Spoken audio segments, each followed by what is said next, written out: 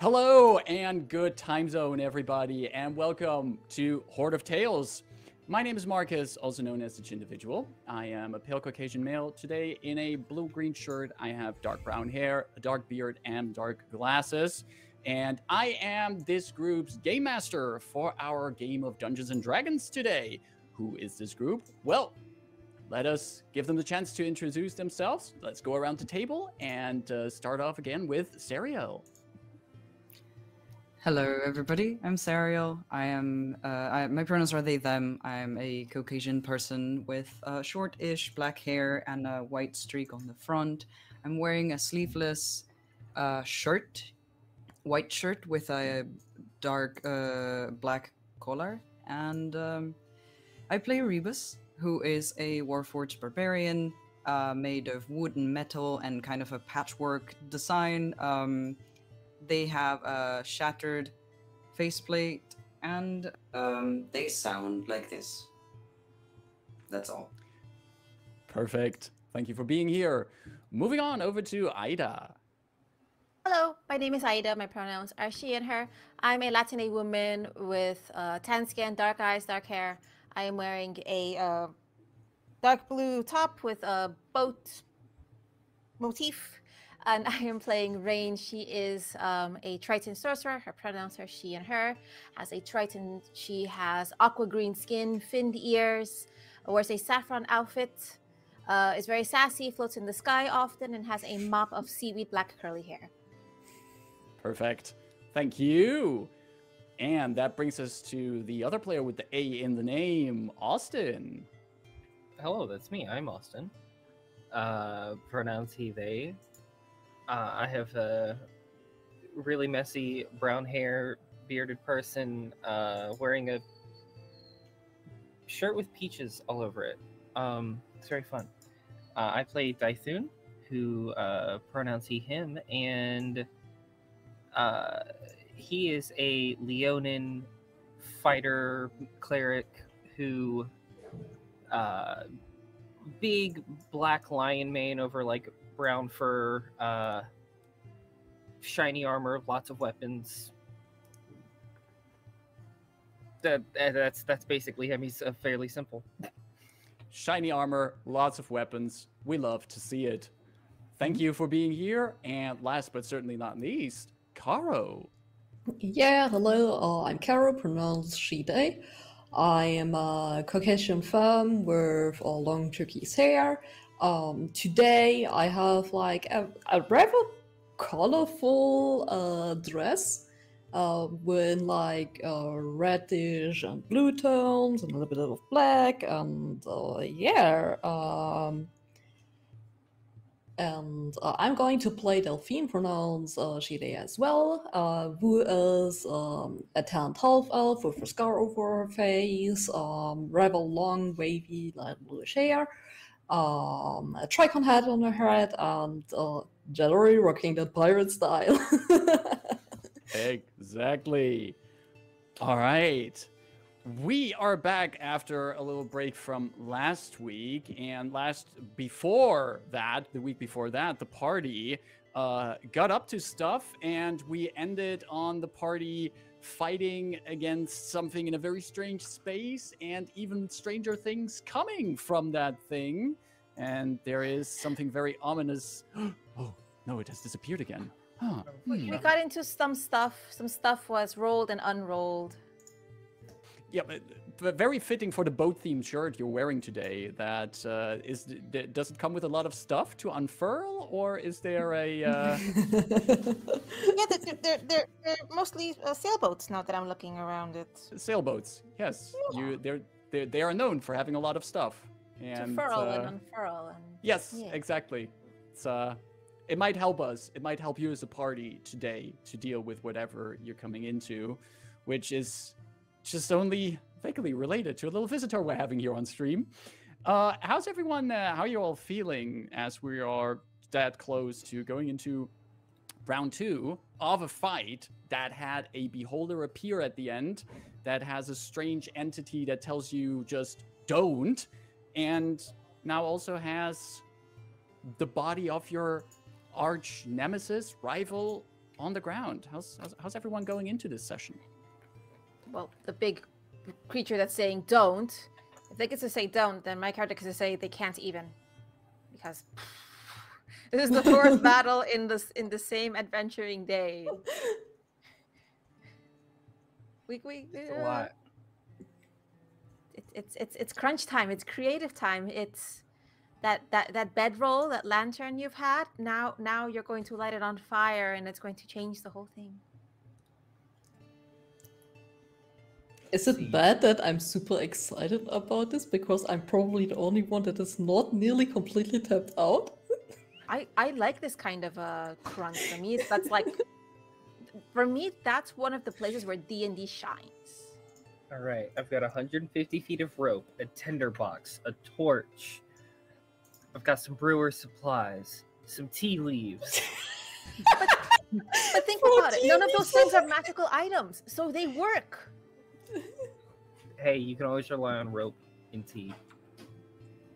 You can floss the beholder. Wait. Just a question. If I throw a healing potion between two of my party members, does that heal both?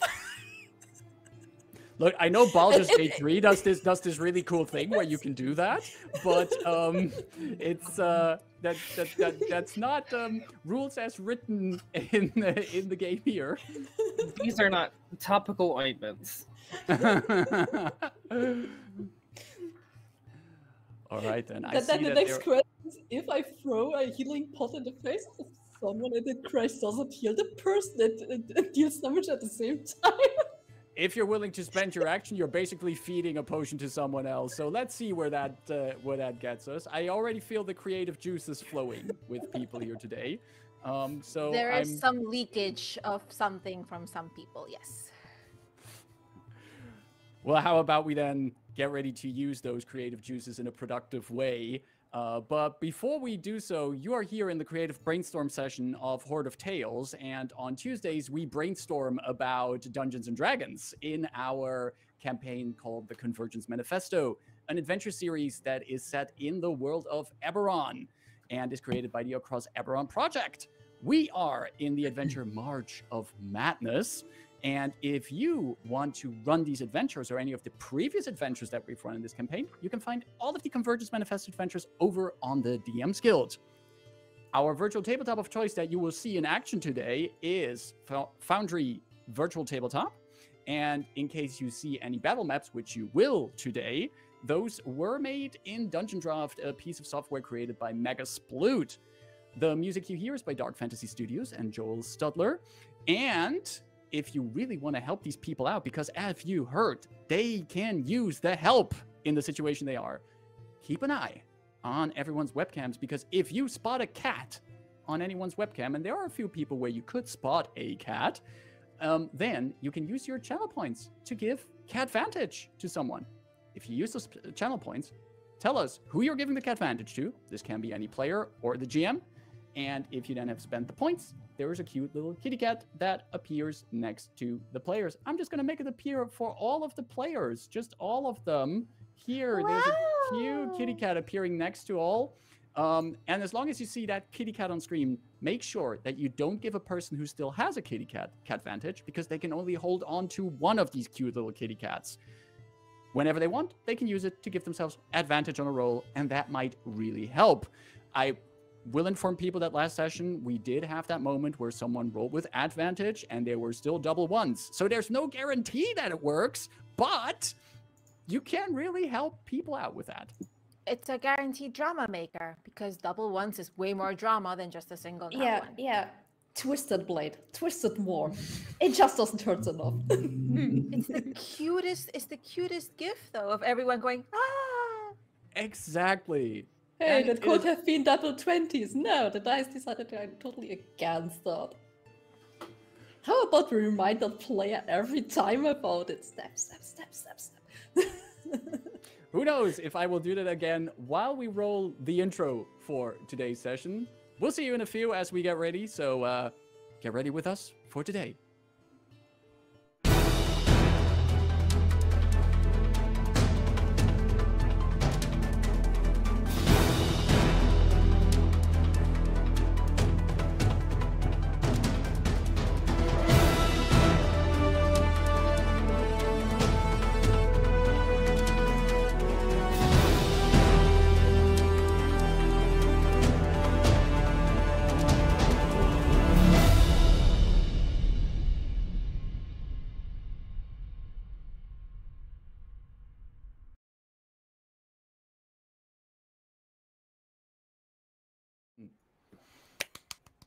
Resumed.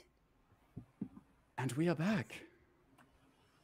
Last time, on the Convergence Manifesto, our adventurers continued their dealings in this Temple of the Gatekeepers that seems to have a strange, eldritch, ancient entity linked to the plane of Xoriat linked away here, and is a place that has been disturbed by their former employer turned rival, Aurea Erkoren, in her quest to assemble more planar artifacts to create some eldritch doomsday device. The party did meet Aurea, wounded and exhausted. And as they tried to, once and for all, deal with her, she vanished. One last escape plan she had left. This caused the party to even split up momentarily. Delphine, together with the druid Vola, checking up if the spiral well, the planar item, is still safely contained. And the rest of the party, following a kind of supernatural sense coming from the chain weapon wielded by Dythun, to where Aurea could be. As they returned to the entrance chamber, they met a strange entity in a red dress working psychic powers on them. Eventually, the party, however, saw that the gate in the entrance chamber was opened, and beyond it, a monstrosity was being interacted with by Vola. Delphine still tried to shoot Aurea in the back, but due to a twist of fate, that did not go as planned, and fighting ensued. The party fought Aurea, but also tried to deal with whatever kind of monstrosity was in this room beyond the portal, though this creature kept telling them to stop. And we ended the last session as from this creature, this strange being of flesh and muscle, coming forth from it with another beholder that is now floating over the party, floating over this strange extra-dimensional space. And we will be continuing in combat from there. We are at the top of round 2 and are, just for the reminder for everyone, we do have at the top of initiative, we have Rebus, and currently you are still, there's Aurea's body that's on the ground, dropped to 0 hit points. In the center of a strange green magical circle is this strange monstrosity that has been calling out telepathically to some people to stop. And from this creature now has also come forth from a strange liquid that has spilled from it this beholder that is hovering over the fight now. Mm-hmm. Did Rebus, since you mentioned it was telepathically, did Rebus hear this guardian say, "Don't stop"? Okay. Absolutely, absolutely. We heard Vola say, "Don't, that's the Eternal Guardian." That is indeed also, Vola has come run in here, and she has shouted out, "That's the Eternal Guardian that you're attacking." So we are at the top of round 2. Rebus, it is your turn, and Dythun, you're on deck. I'm a little bit just shocked because I just saw Delphine, like, cold-blooded, essentially just kill Aurea in front of me, which I'm feeling some sort of conflicted about. Not, part of me thinks this was the right decision because she had plenty of opportunities to change her mind and stop, mostly in relation to like what is affecting the entire world, to stop this just very dangerous plan that would have terrible repercussions. On the other hand, Chris was hoping it wouldn't come to this, but it will quick. I was trying to somehow just it's done now. I can see her body lying on the ground, but then this beholder ears was a horrible threat, and it is dangerous.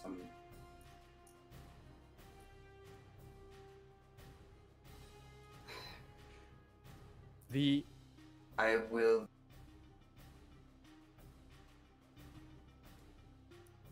Sorry, I don't know what happened. I think my audio program is struggling. No worries. Can you hear me okay, even if it's my normal voice? Okay, yes. I will just do this for now and then figure out what is wrong. I'm just going to attack the beholder with this new sword that I have. I can't range or anything. This seems like a priority right now. So just to also currently that beholder is also floating about 10 feet above you. Okay,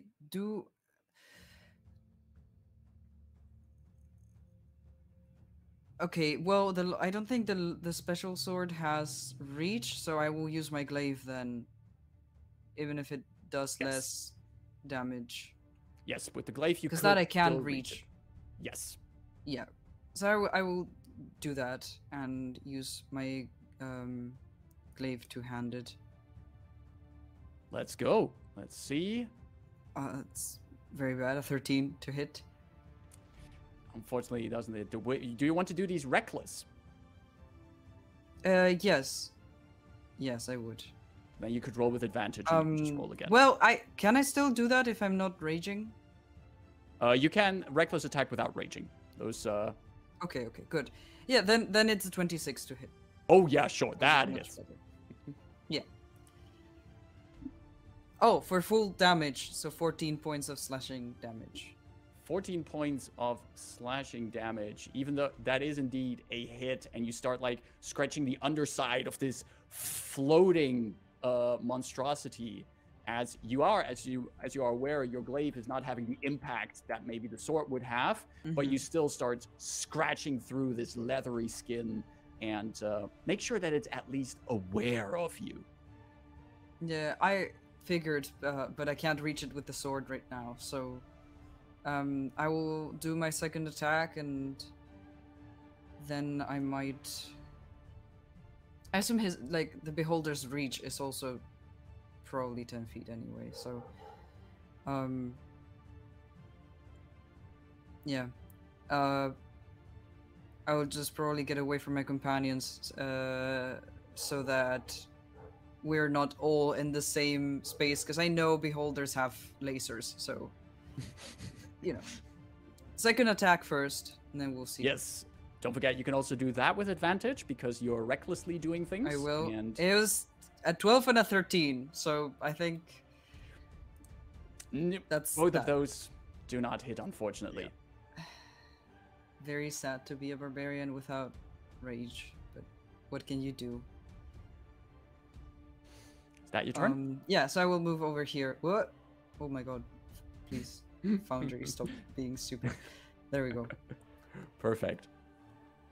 All right. That brings us over to Dythun. Dythun, you do notice as you do start your turn where you're standing that the chains around your arms, that they are just limply dangling around your arm at this point. Okay. Dythun is gonna over his shoulder turn back to Rain.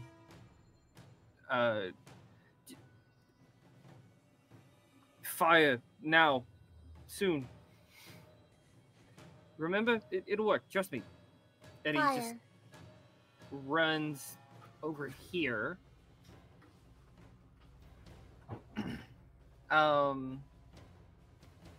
There was a very brief conversation that Rain and Dythun had, and Dythun does not have time to articulate that right now, but hopefully. That's your free action speech. Well, it's more just mentally he's focused on other things, but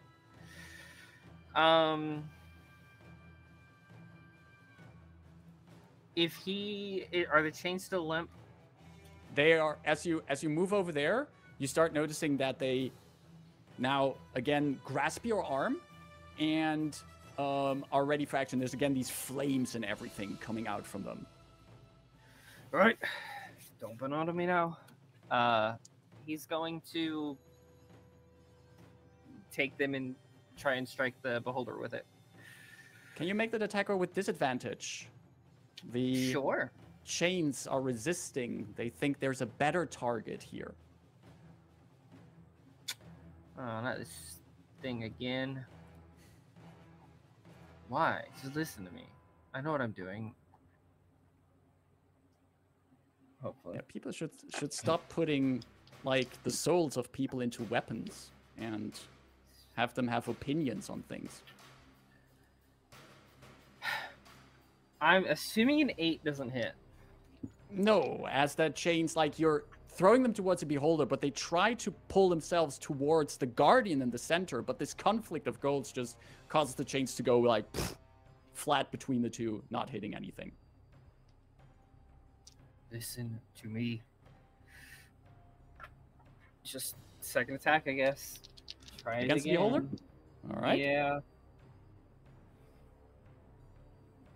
It's a 19 and a 9. So 15. That's unfortunately also not going to do it, as Mortal just responds, "You listen to me, whelp."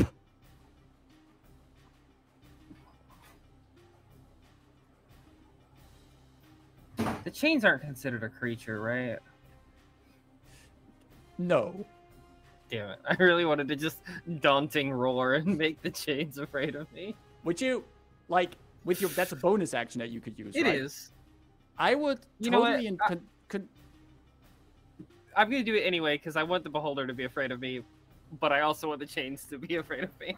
Gotcha. That's a wisdom save, right? That is a wisdom save DC 14. The beholder succeeds on that, but I'm also going to roll for the That's chains fair. because even though it's not a creature, I think it makes total sense in a metaphysical sense that you're trying to also like intimidate Mortal in there. It's just like, listen! It's the Karo die that strikes always. I swear, because the Karo die got me a 3 on this, and you do that, and the chains, they become like, you get the idea that Mortal was not accounting for you being this demanding, and at least for whatever next attacks are going to do on your next turn, the chains will do your bidding. Wonderful. I've already used my action surge. I don't have anything else. Even after the So- short rest? That Don't recharges. you get your don't you get your action surge back? I think. Well, wait, you used it, I think, at the start of this fight. Okay. Yeah. I used it to take down Yeah. Oria. Yeah. Good Yeah. accounting. Nope, That's your turn? it. That's Dythun. All right. Dythun. Dythun, over to the next turn of the Guardian, who is there, obviously tormented in their current position. But this creature also sees Vola entering, and it raises one of its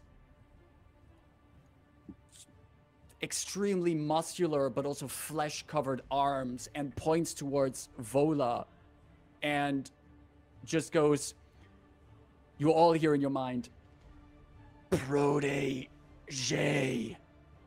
And this arm extends out in a flashy, long tentacle and tries to wrap around Vola. With that reach, wow.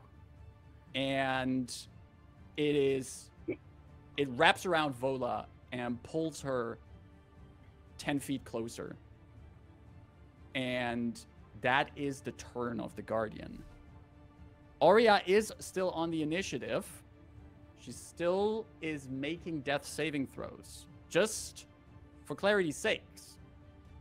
Based on what happened last time, on like also the hits on her while she was already down on 0 hit points.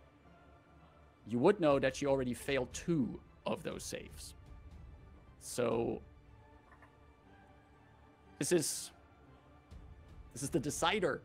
Does she have an orcish grandparent? You're not familiar with the family tree of the Irkoran family in detail, but I will also not tell you the result of this Karo die. I will just say that it does once again fulfill its purpose.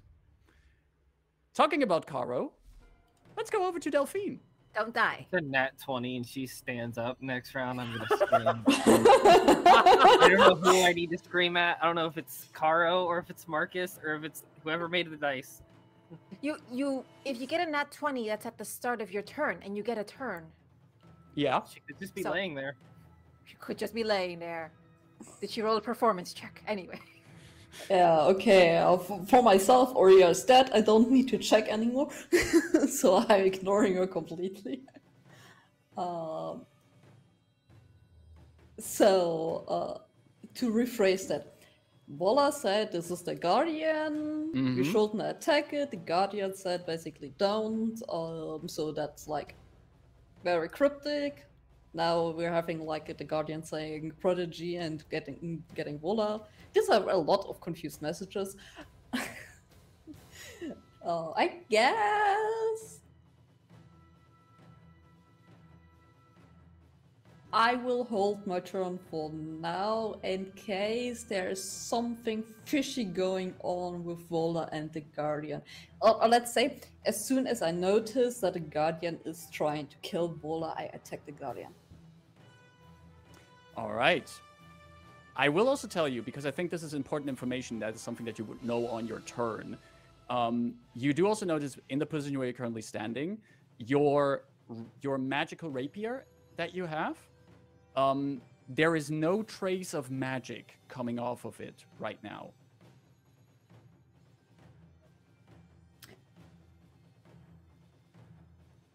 Cool. Not good.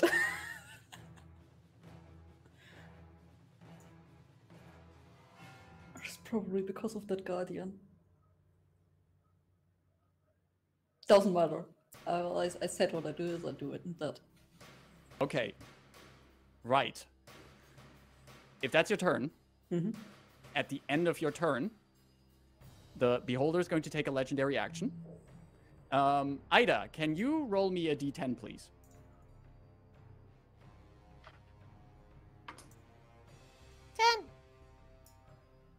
I rolled the llama dice. What was I thinking? Drama llama. No, really. All right, Ida, These- can you these dice also are roll me deadly. can you also roll me a d4? 3. Okay. Delphine, can you give me a dexterity saving throw? Yes, I can give you the dice. Dice. Yeah, that's a thing. That's a net 20. Nice. So in Nice. total, that ends me at a 27. I hope that saves. Perfect. You just see, while you were holding your position, keeping an eye on what's happening, you see that on one of these eye stalks of the Beholder, one of the eyes glows in a dark black energy and just fires at you. You sidestep it elegantly. Like, you saw this coming, but where it hits the ground next to you, you just see that there's this gaping hole where that beam hit. And it's good that it didn't hit you. Can I make can I use my free action to make a sign at the beholder? You It can basically pose like just perfect. Right. That brings us over to Vola, who is wrapped up in this tentacle of the Guardian.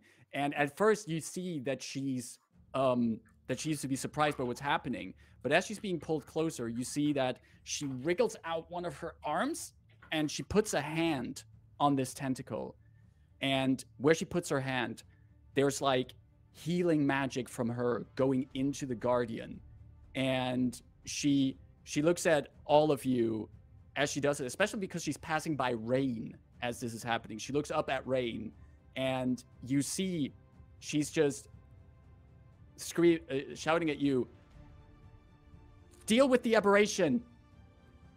I'm fixing the Guardian." And as she says that, Rain, since you're like hovering over this and you can look down at her, you see that as she says it and her healing magic flows into the Guardian, there's more strands of white hair appearing in her hair. And I don't like that. that is her turn, and that brings us to Rain. Rain, at the start of your turn, quick question. The way that you're keeping levitated right now, It's is a that due magical to item. that's due to a magical item, right? Yes. Does the thing that I think is causing Delphine's repair, does that start at the top of the round or the top of the turn? Let me double check. It's been a long time since I looked at the stat block and my brain is racing. Well, it can, at the start of its turn, it can decide in which direction it is looking. Okay. So technically speaking, it hasn't had a turn yet, so it hasn't decided in which direction it is looking. Okay. So So, ergo, technically, does Rain's magic working? technically speaking, and this is a little bit above the table here, and people can hit me up in my DMs for this ruling. I'm open for that. The stat block of this creature says that at the start of their turn, they decide in which direction they're looking. This creature doesn't have a turn yet, so they haven't decided in which direction they're looking yet. I have been telling people here that they're feeling their magic items behaving strangely. Let's just say that's due to, like, I'm kind of telegraphing what's happening instead of actual what should be happening is happening. So, Rain, you are still up in the air, but you have a feeling that that might not last for long if you don't do things about that. Okay. First things first. Fireball. Fireball. And I think, oh, wait, what's this beautiful circle doing over there? You are aware that Dythun is standing in that. I am also aware that the beholder is 10 feet up, and Dythun is going to get like the very tippy tops of their fur mane just ever so singed. I want you to know Dythun is positioning himself to be caught in this. He has a plan. Okay. Trust me. Dythun did telegraph this. Mm-hmm. So Okay. Rain is He's okay nonetheless with this. pleased. Okay. Right. I So- need dexterity saving throws. So is this like Rain still does not want to burn Dythun, but Dythun just jumps into it because I don't know how to react to this anymore. I'm cool with that.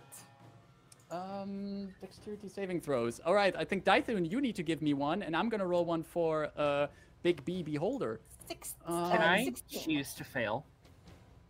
You can always choose to fail a saving throw. Cool. He doesn't avoid it. I'll tell you why when the damage is rolled. You're okay. This is a simple level. Let me check my charges. Excuse me for not doing this sooner. No because problem. because we are where we are, level 4. Two What's the charges. DC we're looking at? 16. The Beholder makes it. Okay. 8. That means 9. 96. 6, 96. 7, 8, That's so many. 9. Look, I just need to tell you, it is a rare feeling as a GM that you don't know what the plan is. And Austin is now providing me with the feeling of not knowing what the plan is, and I'm loving it.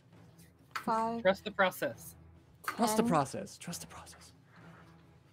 5, 10, 16, 20, 25, 24, 28 fire damage. That's pretty low. 28 fire damage to Dythun, and it means 14 fire damage to the Beholder. As that fire hits Dythun's back, I'm going to use my reaction to activate a charge of something that has not come up before. You just see across his neck and spreading under his armor this swirling fire pattern of a tattoo brighten as he absorbs the fire damage. And I get to heal myself for half of what that was. God! Healing with That was fireballs. 28. Let's go. Who needs a cleric? Nobody. So We're 14, done here. He's technically the cleric. Burn some health into you. Just that was 28 total, right? Yes. Cool. So 14 health for Dythun. Yay. I'll take everything I can get. Holy moly, that was cool. Okay. That fireball blasts in there. Dythun, that tattoo, is that a one-time thing? Does the tattoo vanish then? No, it's still there. It's just I can only use one charge per dawn. Right. I should have rolled higher. I should have rolled higher level. But we now see Dythun's upper body reveal with that tattoo on there as well. It curls up to his neck, which is normally hidden by the fur, but it just glows through all that. Nice. All right, Rain, you see that. You witness your companion just bathing in the flames there as you are up on that position. What else are you going to do in your turn? Rain cocks her head and yells down, "Again?" As a question mark. Rain is going to float down because she feels I'm getting telegraphed that magic is going to be wonky here and the ride down is not going to be fun. So that's my full movement. And as a bonus action, I'm going to drink a potion. You absolutely do that. That's a house rule we have. I have a itty bitty one and then I have a greater one left. So this is my second to last. Second to last? Man, imagine remembering to buy healing potions. No. 6 plus 2 is 8. 8. Healing. And I don't have any more movement, and I am standing right in the gaze of the beholder. I'm just kind of floating down, and I'm starting to stride, but keeping firmly within its gaze. Let me double check one more thing. The very important thing I have to do here. There we go. Now I end my turn. At the end of your turn, Austin, can you roll me a d10?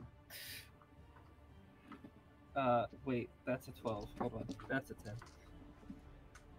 That's a 3. That is a 3. Let's go back into the...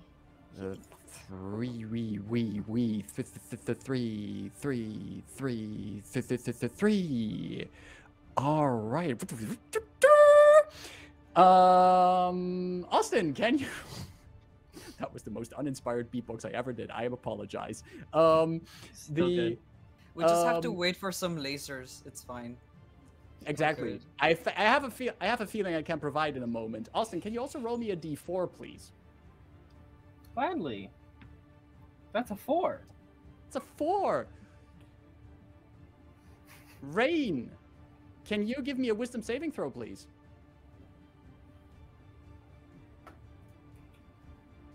Delphine, my sweet. Are you in range? No, of course not. God, what have been rolling all this time? Is 17 high enough? Was it 18? It is. It Oh is my high God. enough. It does pass the mark as I there's thought just it was this 18. translucent beam being fired at you, and for a moment you feel shivers going down your spine. But you've been keeping eye contact with that beholder. You're not getting scared of it now. And that wasn't even the beholder's turn yet. We're now at the beholder's turn, and now the beholder has a turn. It's the start of its turn, and it can do something. And its central eye glows brightly, and it floats upwards another 10 feet, so it's now at 20 feet height. And I need, Caro, can you roll me a D10, please? Sure. I have a bunch of those. 5. 5. 5 is a good number. It's always a good number. 5's the one where it doesn't shoot an eye ray, right? Well, Remind us, it cannot shoot into its own line of sight. I'm having a deja vu. And that brings us to, oh shit.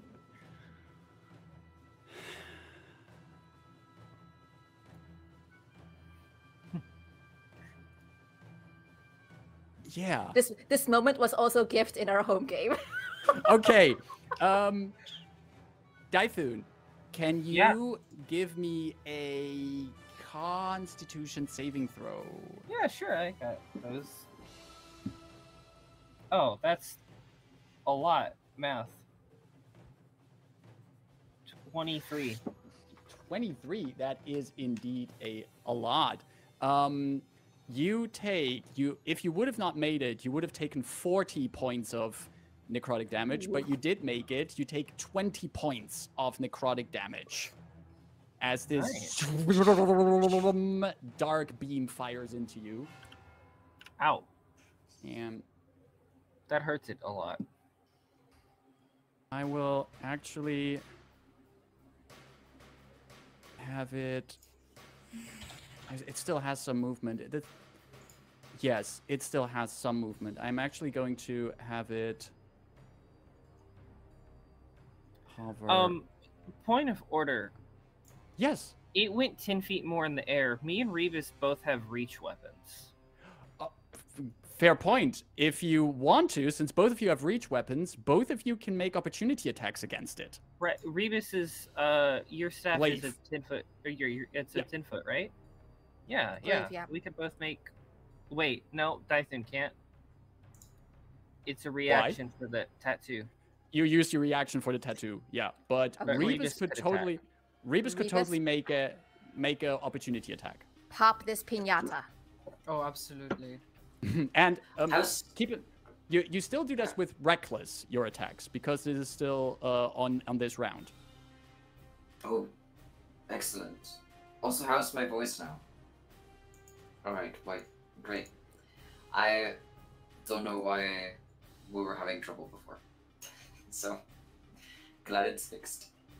It wouldn't be Horde of Tales without technical difficulties.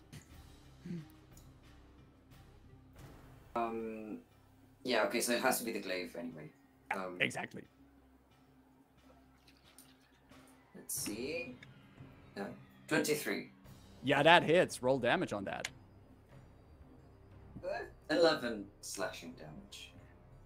That is indeed a nice extra wound on this fleshy pinata as it hovers a little bit further to the side.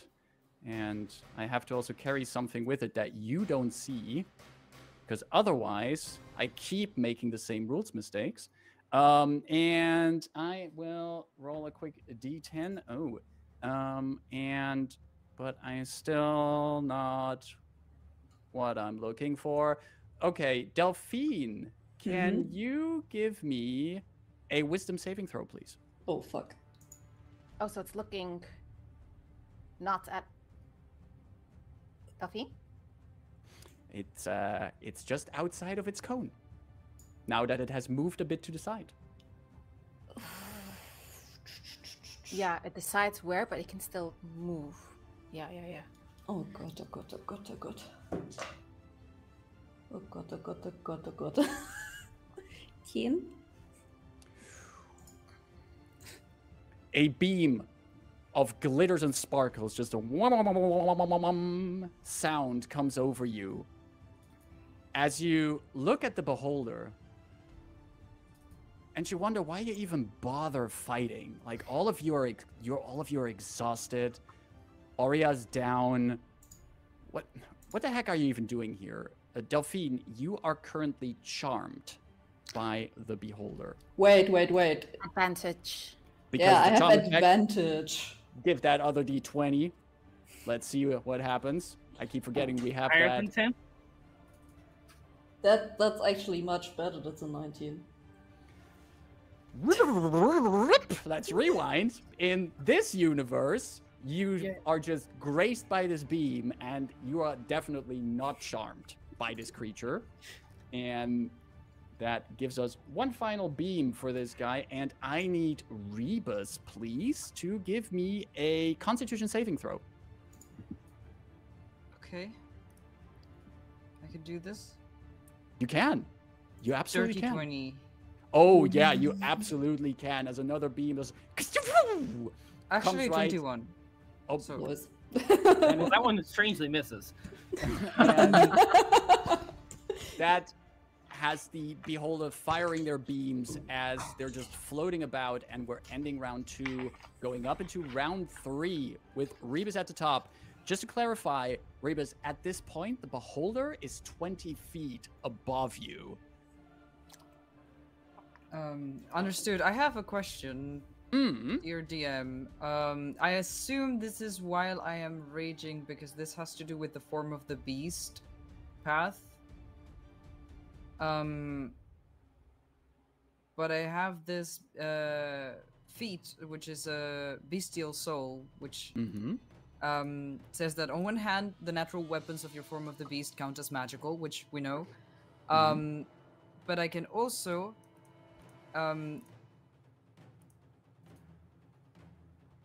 adapt to my surroundings, choosing a benefit when I finish a short or long rest. Mm-hmm. I can either jump really well, climb really well, or swim really well. Right. But does this only apply while I am raging and therefore in the form of the beast, or is this like always? Always. You can actually, at the end of a short or long rest, you can pick one of these 3 and have your body adapt to that. Okay, because I picked climbing last time, Mm-hmm. and I see a wall here next to me. How high up does that go? I would say like there's indeed a little bit of there's a bit of height that you can climb up there. I would actually say, especially if you have your body adapted to this climbing, you could get up there and get up another 10 feet, which would bring you back into glaive range again. Excellent. Then I will use the little hooks and spurs that had kind of come out of some of the metal plates in my armor last time we rested. And you finally get to see what they're for, which is allowing me to climb really fast with basically no hindrance compared to my usual speed on the ground. And so I go against the wall and kind of run along it, just inserting my feet like on the rock, as my hands are free to take the glaive and attack the beholder again with a piercing strike. Nice. So, yeah. No getting away, I'm sorry. I will also do this reckless again. Let's go. 'Cause might as well. Don't say sorry when you don't mean it, Sariel. Yeah. Natural 20!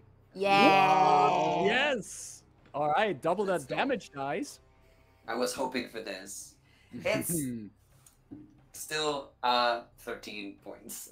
So it's, you know, average, but not bad. Still, you put in that cut there, and if I'm not mistaken, you can attack again if you want to. I can, indeed. Just That roll will another for sure 20. hit, but just no, that was a natural one. The other one, however, was a total of 24, which I That believe hits. hits That definitely still hits. for 8 points of damage. 8 points. Scratching It ain't away that, at that creature. It ain't much, but it's honest work. You know, It's honest work. Help. So Awesome. Is that your turn? apart from that, once I'm done, yeah, I don't necessarily want to cause an opportunity attack from the beholder, so I'll perch myself on the wall and be ready for anything. Awesome. At the end of your turn, where's my d4? No, doesn't. Okay.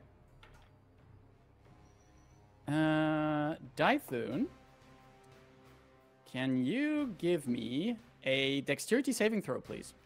Sure. That's not good. I don't think I get a bonus to that. That's a 6. That's a 6. Mm-hmm. A bluish ray with waves of teal in it blasts from one of the eye stalks, goes into you, and you are affected by the beholder's slowing rail. Your speed is halved, and in addition, you can't take reactions, and on your turn you can only take an action or bonus action, but not both.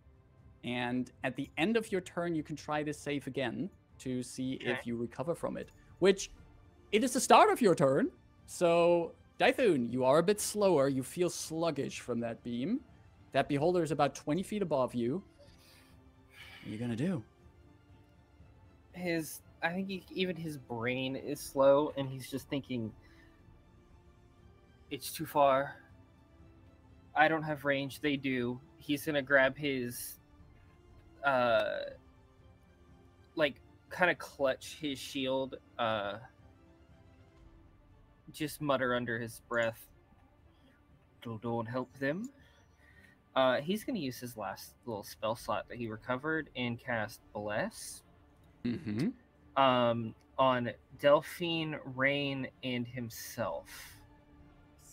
So attacks and saving throws.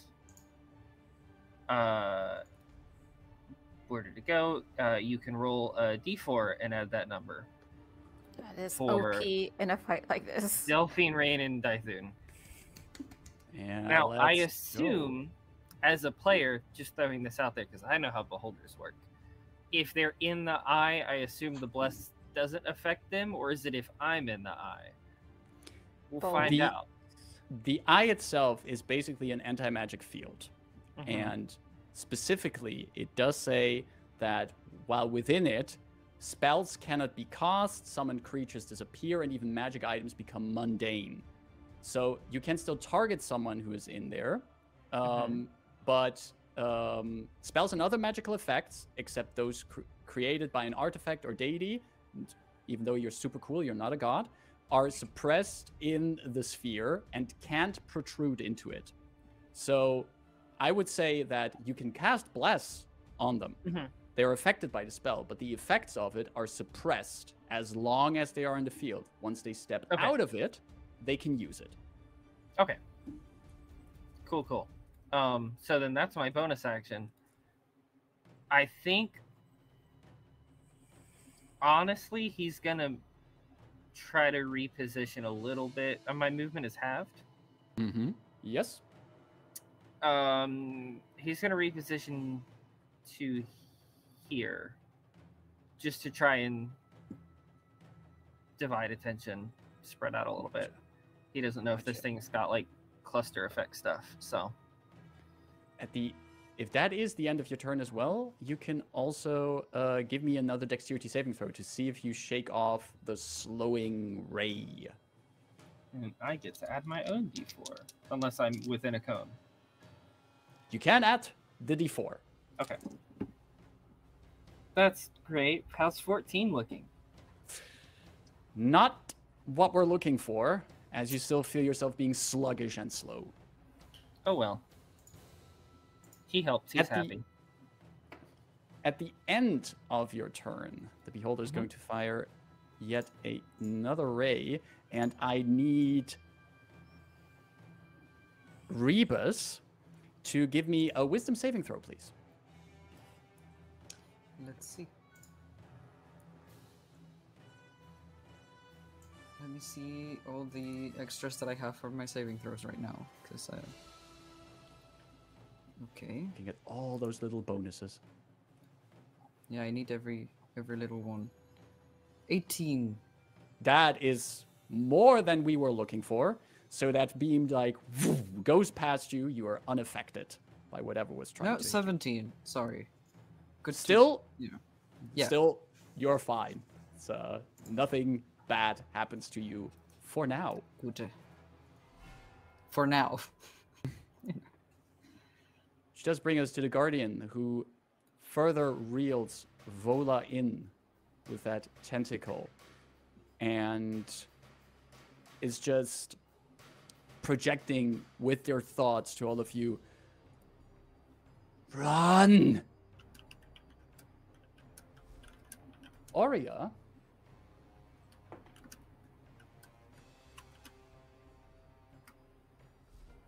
Delphine. Delphine. Okay. Yeah, I'm not going to run. Fuck that. Okay. Let's do some little tricks. Are you I feeling will- magical? I'm not sure if I'm feeling magical, but I will feel magical in a short moment. I'm going to move over here. Like Delphine suddenly starts to sprint over to that point, and since I'm not in I shouldn't be in any cone of that thingy. Like a side glance, do I see that my rapier is like Sparkling. Your rapier looks magical. okay, cool. I'm gonna use Misty Step and teleport on the fucking head on top of this beholder.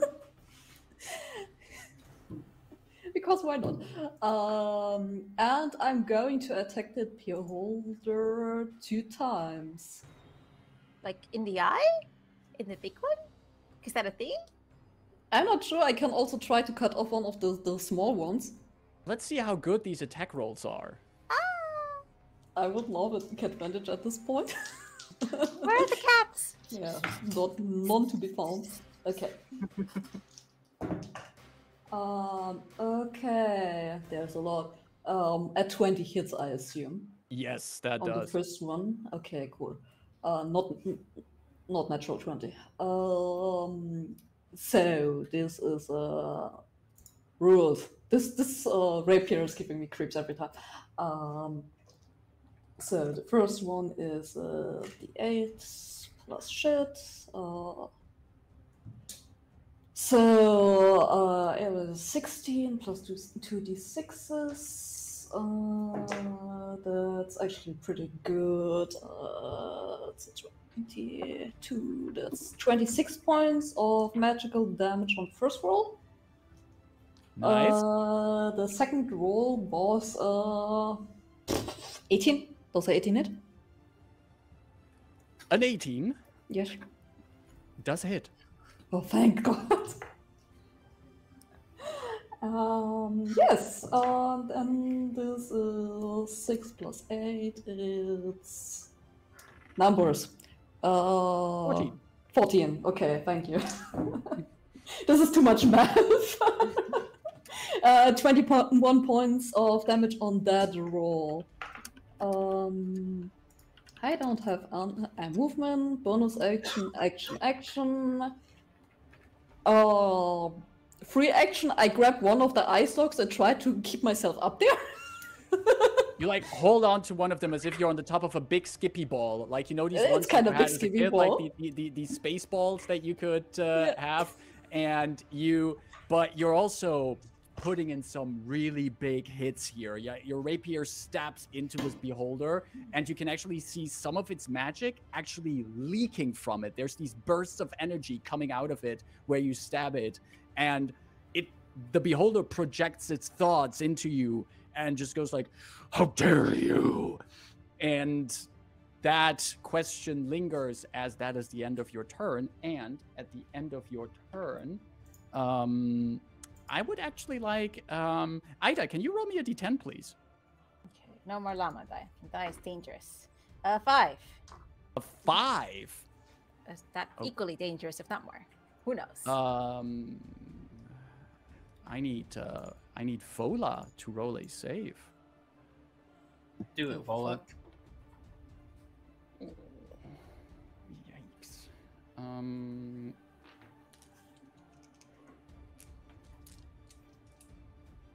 Okay, let's just do that in 2 goes. 16, 18, 25, 29.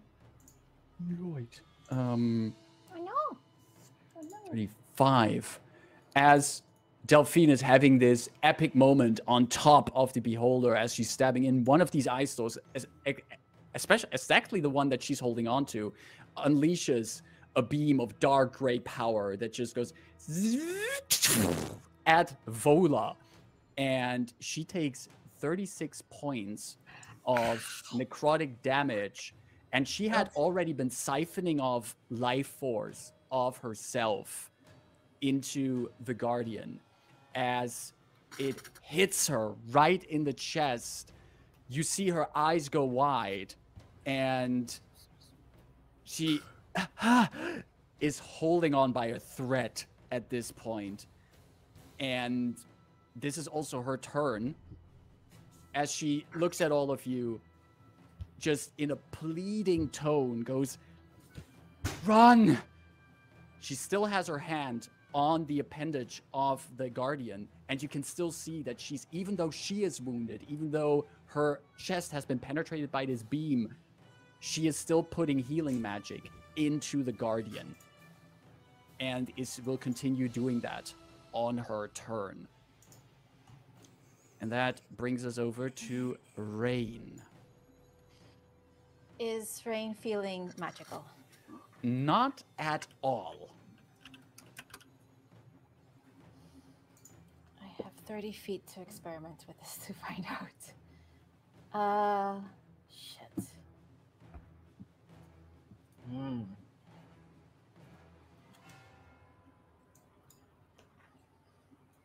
Feeling magical?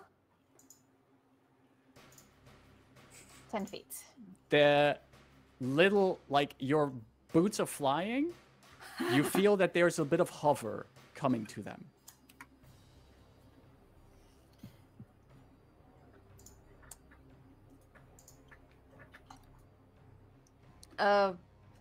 I have aimed this in a space that I can see. Am I able to get the beholder without Delphine? Or are you saying it's all for one because Delphine climbed up? You tell me.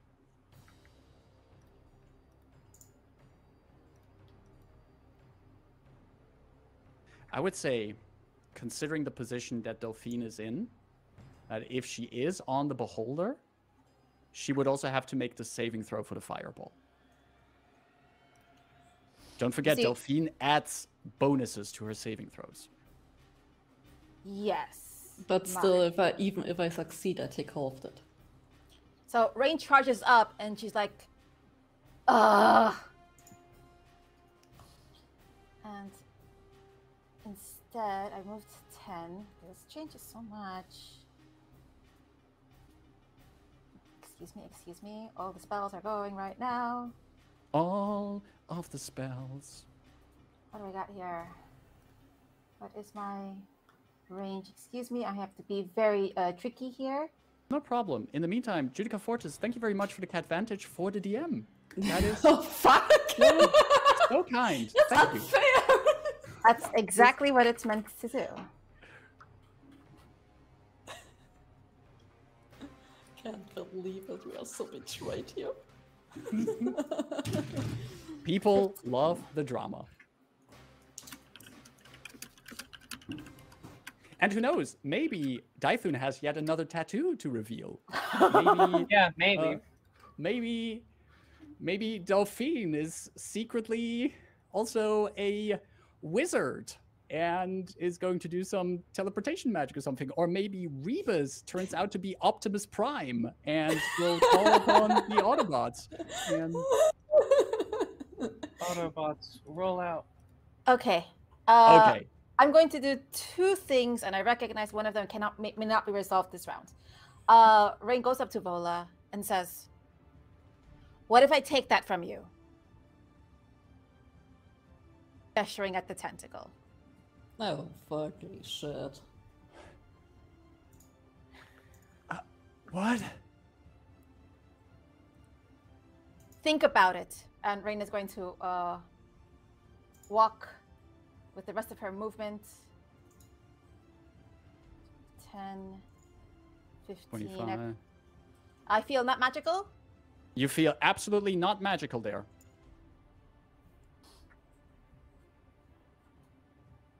Not magical there. And I look at the beholder, and from behind my back, I pull out a crossbow.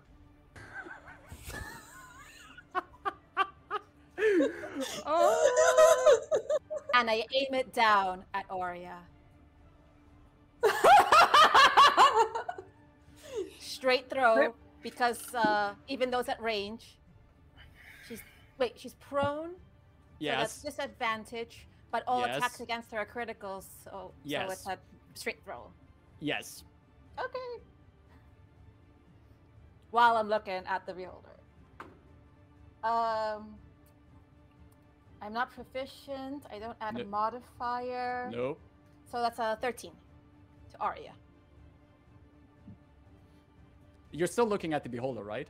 Yes, I'm not even looking. I just like, bring. I'm assuming that bolt of that crossbow was like on there for 64 sessions, basically.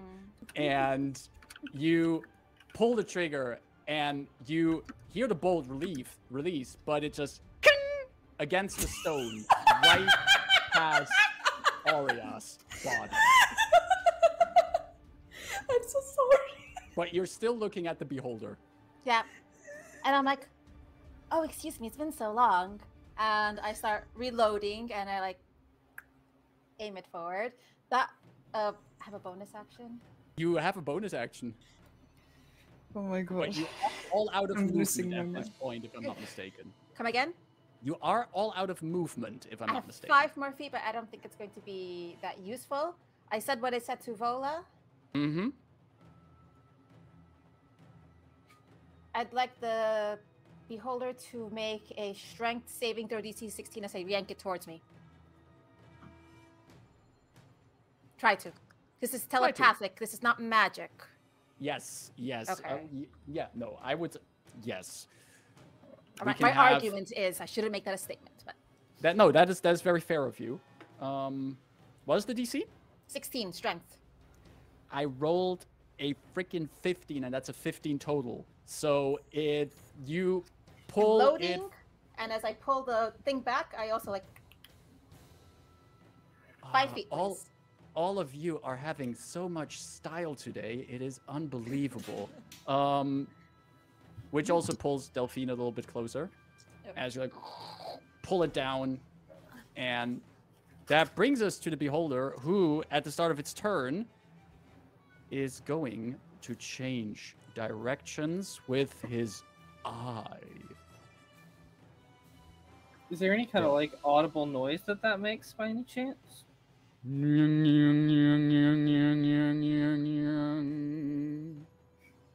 Something like that. And as that gaze of the beholder shifts, the good news is that Rain feels a lot more magical at this point. Caro, can you roll me a d10, please? Yes, sure. I have those. That's a 3. That is a 3. All right.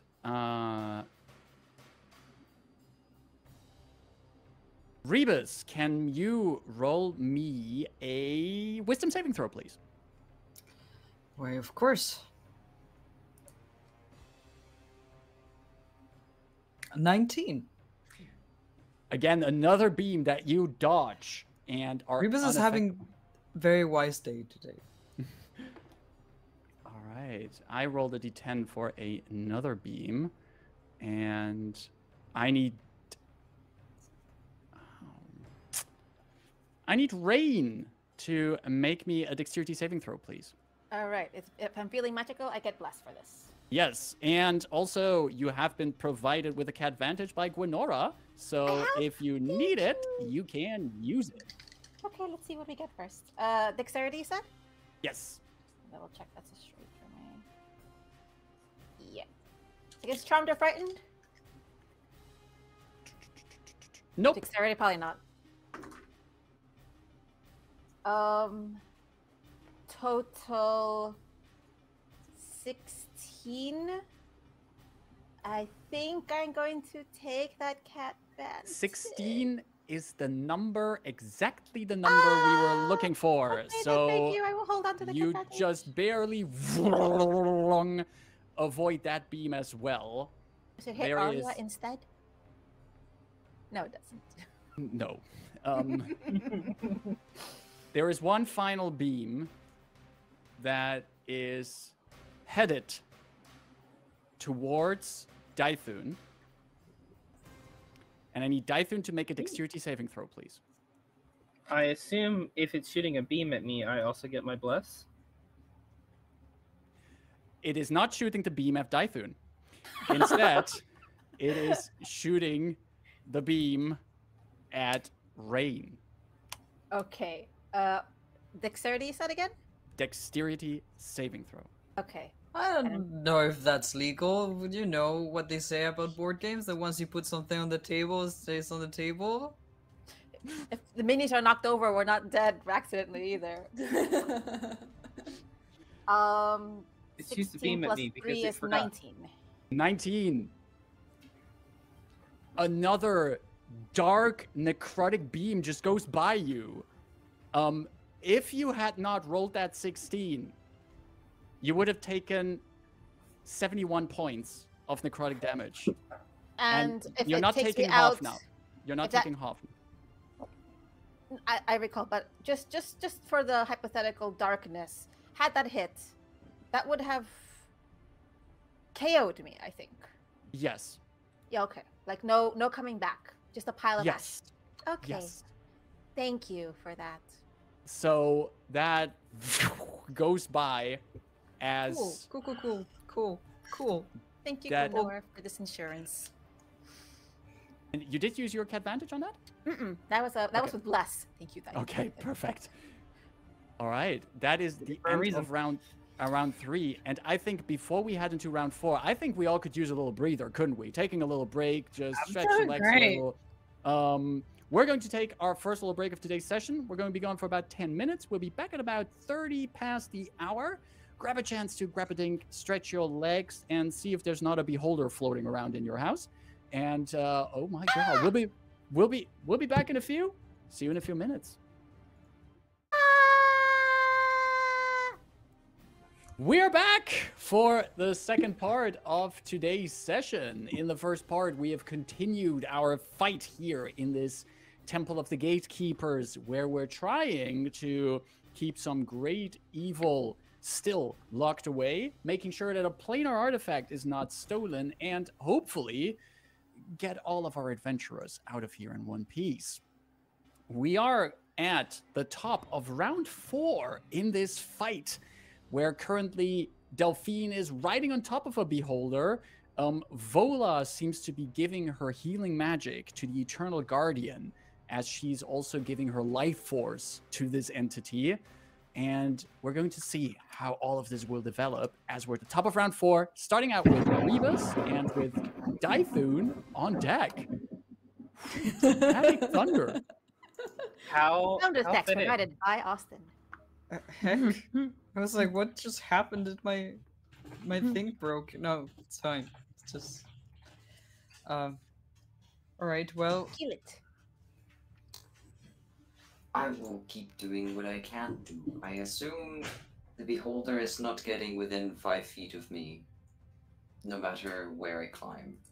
Yes, but you are, yeah, exactly. But you could still, like, where you're currently climbing, you could still get it in the 10 feet for your glaive, but you Yes, cannot, yes. it's not getting into the 5 feet for your sword. What's Rebus's strength score? 16 is a +3. You could try to jump. With a running start, your long feet is 16 feet horizontally, 6 feet off the ground. With a running start, 10 feet of movement. Yeah, I don't think Rebus can get a running start while climbing.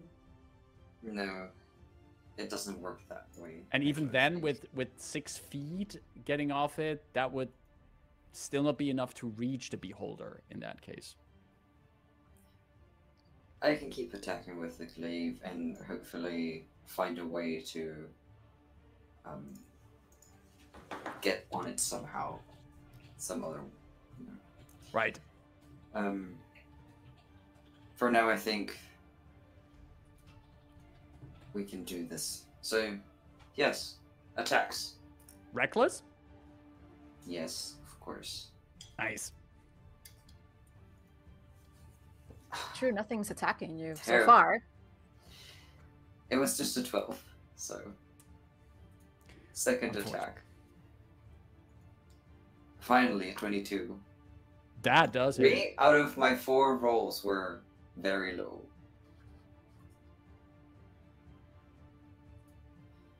Okay, for 9 points of slashing damage.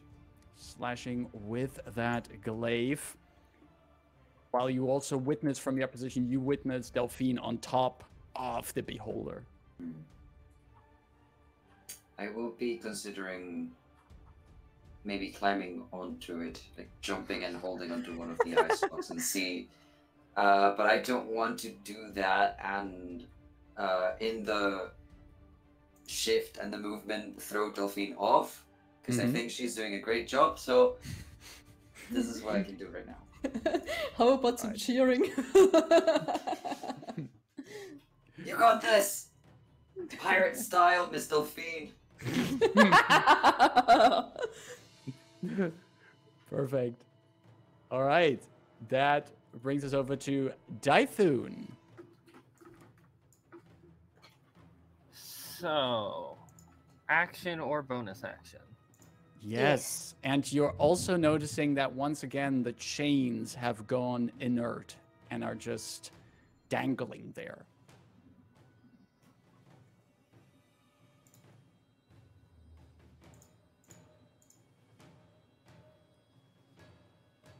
What if And you you're, of moved course- back over there? Still no movement, no magic in the chains. Slowly, the flames return to them as Okay. you step out. Good, because, I mean, not that I have any magic to do right this second. My bonus action is going to be a second wind. Mm-hmm. So, get back a little bit. What is that? Where did it go?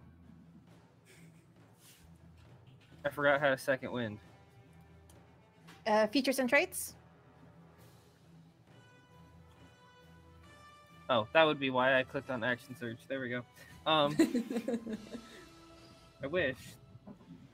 Okay. Cool. That's Dythun's turn. All his movement, his bonus action, I get to save against. the thing Exactly. You can again, try to save again against the slowing ray. And I have my bless available to me. You do have your bless available. Bless me. That's fuck me actually. Okay. That's a 3. I What was rolled the a total? 2 and a Okay. 1 on the bless die. The dice said no. The dice do indeed say no. And that's the end of your turn? Oh, yep. Okay. At the end of your turn, ice stalks move. And I need Rain to make a Constitution saving throw. Oh no. Forget you are blessed. I am blessed. I'm feeling blessed. And you still have the advantage. Should I need it? Is this against Charmed or Frightened? Let me double check. Probably not. No, it is not. I blessed the rains down in Xoriat. That is a 15 plus bless. 15 plus 3, 18. That makes it, as you avoid yet another bless through the powers of being. But without that bless, you would have not made it. But that bless made the difference. All right. At least it's helping somebody. That brings us over to the Guardian, who pulls up Vola close to him, who's now like right next to the Guardian, and the warped face of the creature looks at her, and all of you hear in your minds, heal. And that is its turn. Aurea.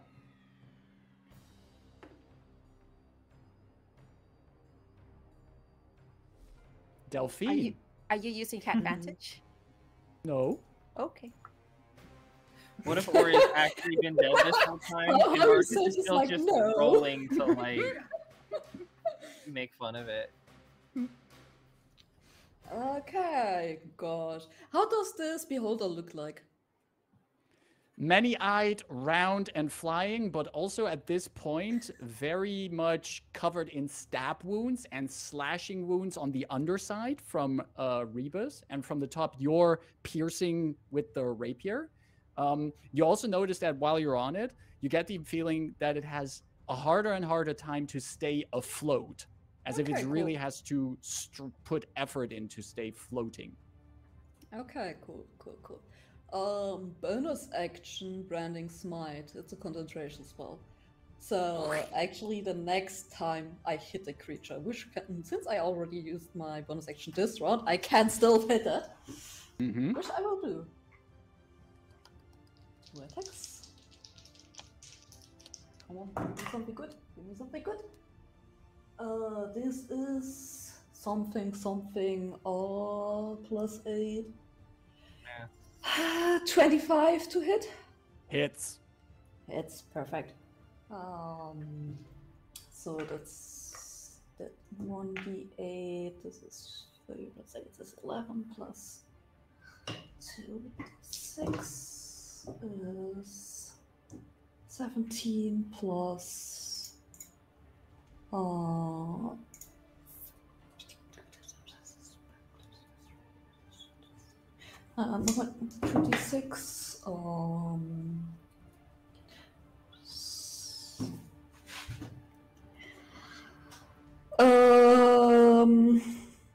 That's 25 points of damage. The beholder starts glowing radiant. Also, another question: when did we fight the last beholder, like time-wise? Was it like in the middle of a day? Was it like going to the end of the day? We were around a lot. In the afternoon, yeah. Is a dawn gone? No. Fuck. Okay, cool.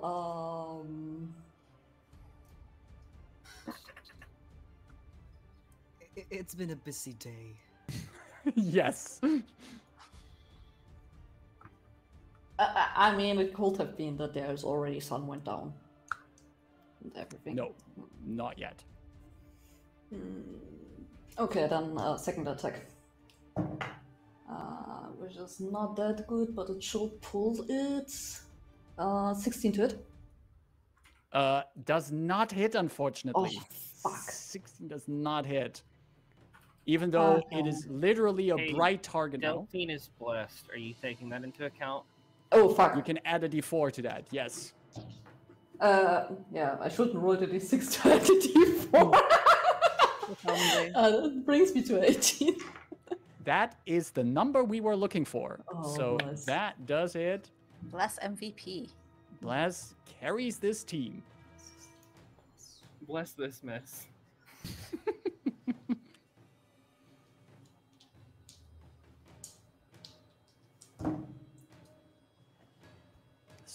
I think the smite only counts once. The branding smite only counts once. Okay, cool. Then it's still 21 points of damage.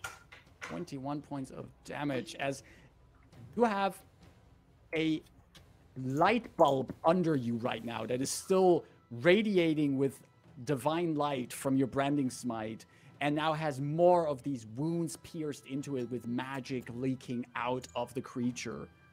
It's slowly, you get the feeling that you have to adjust your balance a little bit, because it starts to move downwards. And we actually have it drop to 10 feet of height. It's coming into what I like to call Rebus range. I could technically have added like a smite on top of it, but we don't know what's going on. If there's more to come, so... Okay. That's your turn? All right. Okay, that brings us to Vola. Now, I want to quickly check in and clarify here something. Rain, you said to Vola... What if I take it? What if I take it? Maybe I'm just daft, but I just want to be clear here. Were you offering to... Get a bit? Yeah. Mm-hmm. Well, let me put it from Rain and / Ida's perspective. I see a physiological change in Vola. Exactly. Vola is orcish, half orcish. Yes. Orcish heritage. Rain as a Triton knows she has a bit more vitality than I'm assuming orcs in Eberron live a century. Mm-hmm. Tritons live a little longer. Mm-hmm. Rain might have a bit more to give before she rocks salt and pepper. Might. I don't know if that's health mechanically or just longevity. But Rain is gambling. Okay. Vola is standing next to the Guardian, and she now has both of her hands on this figure, and she's looking at the face of this figure, and you can actually see there are tears in her eyes. There's a sense of frustration and maybe even some anger at the entire mess that this situation is. But she also moves one of her hands into the direction of Rain, like open palm into Rain's direction, clearly indicating that whatever Rain has to give, she has to come over here and give it. Interesting. And she does, in the meantime, continue giving her life force to the Guardian. Which brings us over to Rain. Okay, I have a few questions. I'll resolve that. The Perfect. light that is happening from the Beholder, what is specifically its range? It's a 5 feet radius. 5 feet. So, my intention is to get a fog cloud in here, which heavily obscures. If the Beholder cannot see, then would its eye cone still work? And its radius of sight is only 5 feet. But because it's glowing, does this mean our disadvantage on melee range attacks cancels out? There's a lot of layers. Depends There on how thick the fog is, because heavily obscured. then it's like still like think about it like as if it's a lighthouse. You sense that there is light there because you can see it, but it's still like, But what is the mechanical implication? Okay. The glow is coming from the branding smite, which gives it a 5-foot radius of glowing and also allows it to not become invisible until the spell ends, until the branding smite on that ends.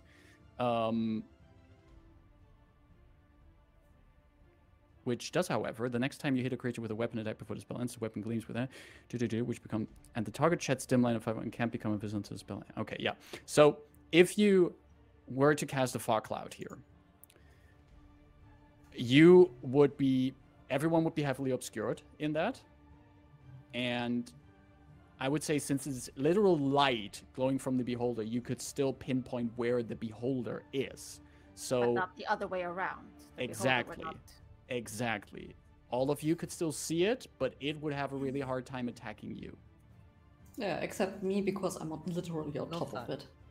Which I would say for the eye stalks, it has to see targets to target them.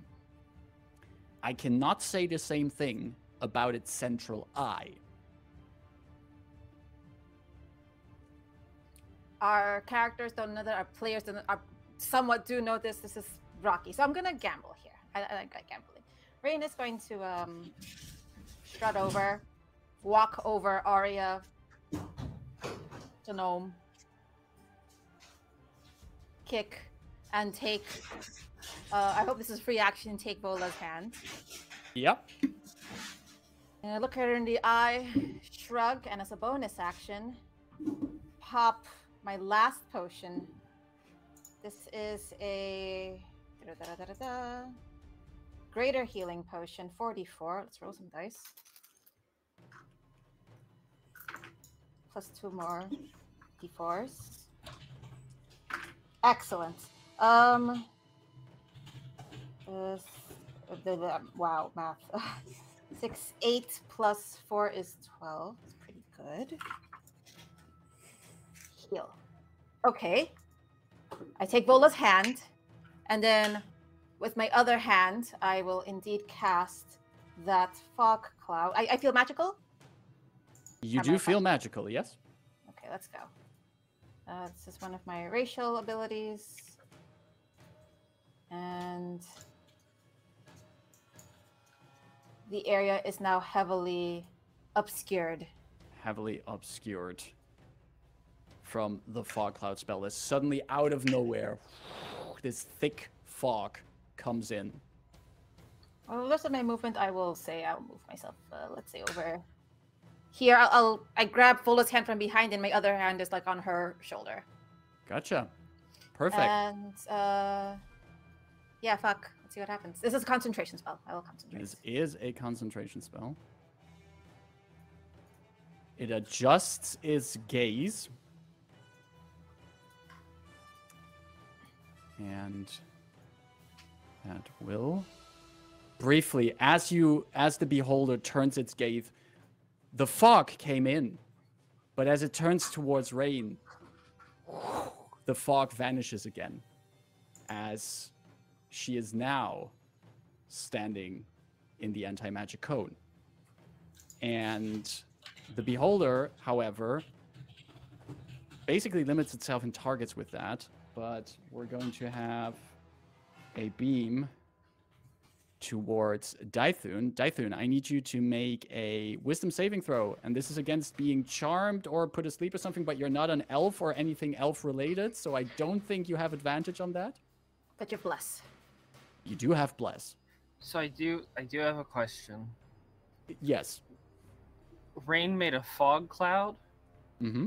Where did she make the fog cloud? The fog cloud was centered around the Guardian, but right now the fog cloud is suppressed because the anti-magic cone has shifted into. Right. I just wasn't sure where that point was. I was like, is the Dythun code would be in hitting it. the point or okay? Dythun would be, if the cloud were there, he would be in it. Okay. I don't know if the cone hit the point or if it hit rain. I can't see the cone, so I don't know. Right. Oh well. We're conjecturing a lot. What kind of saving throw am I making? That was a Athletics. wisdom saving throw. Athletics. Hey, wait, this isn't terrible. And you have bless. Wow, that's a dirty 20. That is enough. That is I more than finally enough. rolled a good thing. And that is another ray. And I need this one from Rebus. Can you give me a wisdom saving throw, please? You are at Paladin's range now. Yes, you are definitely. You are in Paladin range now, so you add +2 to your saving throw. Okay, If so Delphine wasn't 19. 6 feet up, so would I. That is more than enough. So you succeed on that. Let's see. One final beam.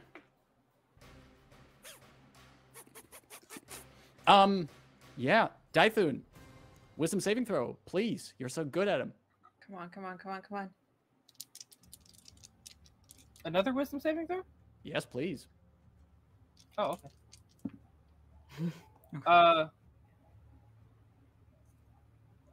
22. 22. No, You're sorry. Dirty 20. Not where. I don't know Still where the enough. two came from. Still enough. You're still good. As these three beams just like went off into different directions, and the this creature is going to use the rest of its turn to just basically try to get away from here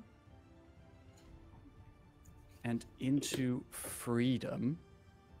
Yeah, it's taking me with it. Taking you with it. As you Do are- I get an Reed opportunity attack? You do get an opportunity attack, and you can do this one with your sword if you want to. Sure, with the special sword. Yes. Let's do it. And Reckless. And reckless. Can be something better. Oh my god. 14. Mm. I am so sorry, but you swing believe. again, and it hovers away from you with Delphine on its back. And with that, however, Rebus, we're also going over to your turn because it is the top of round 5. Rebus is up on some rocks. The Beholder is there. And actually, The fog cloud would be back. since the Beholder has moved, also things have changed. The magic cone has moved, and Rebus, you do see that there's this thick cloud of fog that reappears now. Oh, but now. There was this glowing No. meatball going in the direction from you. Yeah. Rubus has. It. I am locked on target, so I jump off of the wall, projecting myself forward, and just close the distance as quickly as I can onto the opposite, the wall on the opposite side, and just continue running up, just like with. Not even putting my hands on the wall, just like from the momentum of that sprint, jump off the wall and attack the Beholder with the sword. Yes. Recklessly? Let's see. Of course. Nice. That's a 24 to hit. Yeah, sure, that hits. With the sword. I will Right. attack two-handed too. Nice. Okay, 11 points of damage. Uh-huh. Full And- damage as you see the Bayesque material of it just cutting deep into it. And I turn again, climb the wall as if it were stairs, and just like stab it from below. Let's go. Again with the sword, now that I can actually reach it. Okay. Yeah, alright, 18 to hit. Nice. Yeah, this Beholder, after being stabbed from the top with rapiers and now getting also attacked with a Bayesque weapon, a material that is the bane of creatures of Xoriat, you can actually see the places where you cut with the sword, Rebus, where the flesh of this creature comes off, that flesh immediately dissolves in smoke as you just banish it back to its home plane. And It's just it is... another 5 points of damage, but Ooh. they're there. Just damage. Damage is damage. And you also notice that as you have now brought it even further into very unhealthy territory, it is basically now falling down towards the ground. You're on top of the cliffs, and it's basically slowly falling down to the ground. And you're looking down at it from your position. I want to make sure that Delphine is fine. I'm fine. I'm good looking. I'm only missing 1 hit point to full health. I'm the most healthy great, person in this perfect. fucking group. Famous Nothing happened last with me like word. stabbing the thing and great. Wonderful. Perfect. Anything else on your turn, Rebus? No. That's Right. That's it. That brings us over to Dythun, who is also in a dark fog of clouds, but you I can can indeed... high five. Where are you?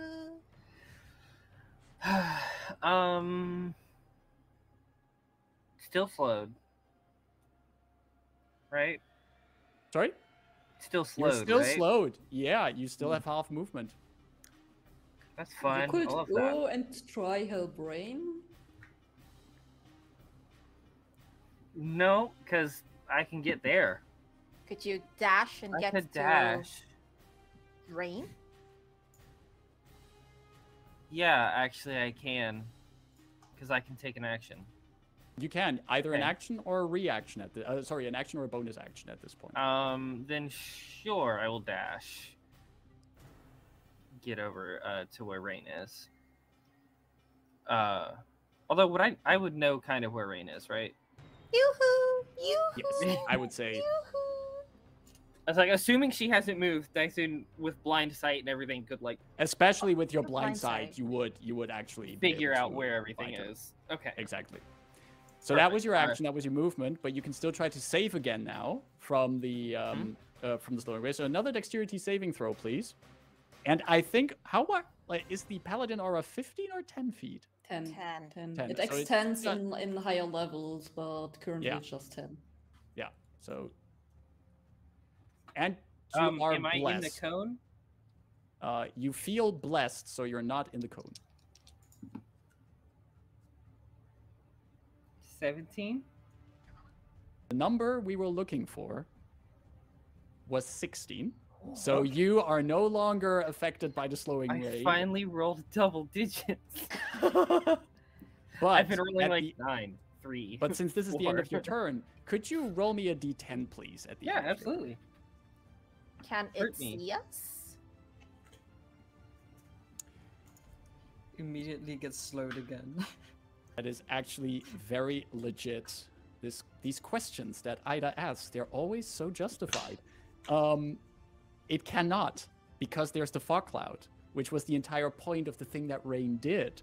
So there is I would say Rebus and Delphine can see this from up close. These eye stalks, they are desperately looking around for targets, like desperately looking for something, but there's this thick fog. And actually the only thing that would be targetable right now that it could, no, even Rebus is outside of those 5 feet of light. It cannot see Rebus. Okay, You know wait. what? It cannot see me while I'm standing on top of it. Why not? Oh, I don't know. Yeah? It could, like, would be, thank you for that, Delphine. There is, Because There are- it's like it is always targeting everyone around me, and I'm sitting literally on top of it. Yes. It's like, okay, if it cannot see me, why I'm there's one of these eye stalks that looks at you, and I know, Austin, I asked you to roll a d10. Did you do that? What was the... I did. It was a 7. It was a 7. Delphine, can That's you the free health ray. can you give me a wisdom saving throw? This is against being put to sleep. I'm not sure if that is... No, I cannot put to sleep because I'm half elf. So you automatically save or has no effect. Yeah. I have advantage against charm, and magic can't put me to sleep. So this beam, it just fires at you, and it has no effect. The rules! And that brings us to the Guardian's turn.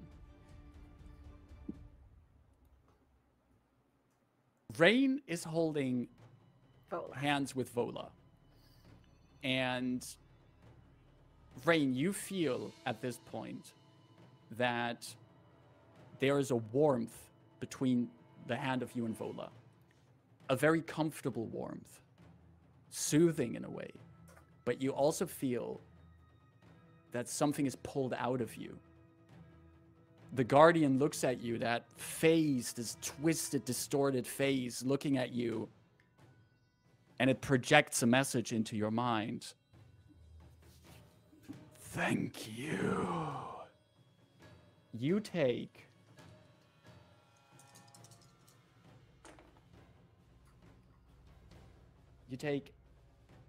7 points of necrotic damage. And I need you to make a Constitution saving throw, Concentration. please. Constitution saving. And a Concentration save. First of all, Constitution for the Concentration first. Let's do that first. Okay, concentration first. That's DC 10 because 18. yeah. So the fog is up, but I also need you to make another Constitution check for something else. Charm Constitution Triton? saving throw.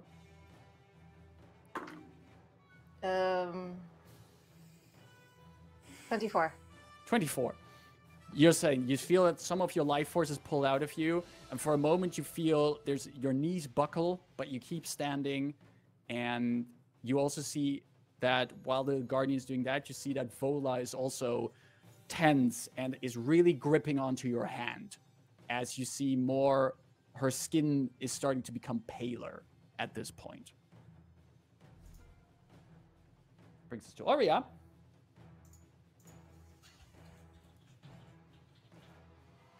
Brings us to Delphine.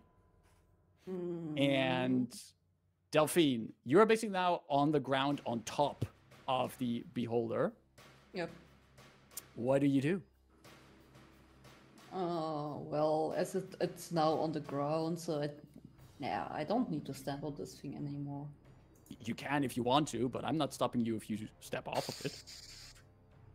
I'm basically I cannot move my token anymore because it's the beholder.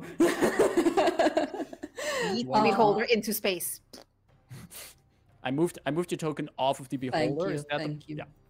Well, if I'm moving here, it's still in the 5 feet range, and I can see it clearly. So, if you move over, as you move over there, you also feel the magic vanishing from your rapier.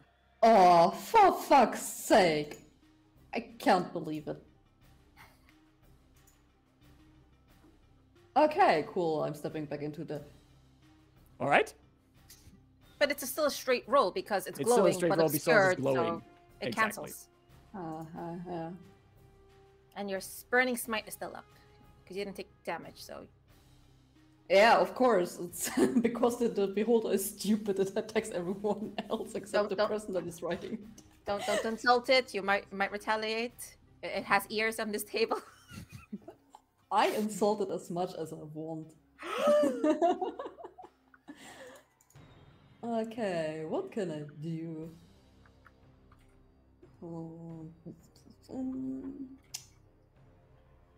I'm gonna do 2 attacks. All right, roll away. Because what else? I have With nothing your else to do. branding or searing. What was it? Branding smite. So the first one is very low. 8 plus 5 might not hit. That's 13. That doesn't hit. No. The other one is 24. Would bless make a difference? 16. Would a 16 hit? No. 17. If it was But 13. No, I think 18 was the hit. Exactly. But the 24 hits. Yes, so, that definitely hits. That's okay. 8 plus 6 plus 8. It's 14 plus 6 is 20. That was a total for 20 then. Okay. Yep. 20. Right? As you stab it with that once again. Anything else on your turn?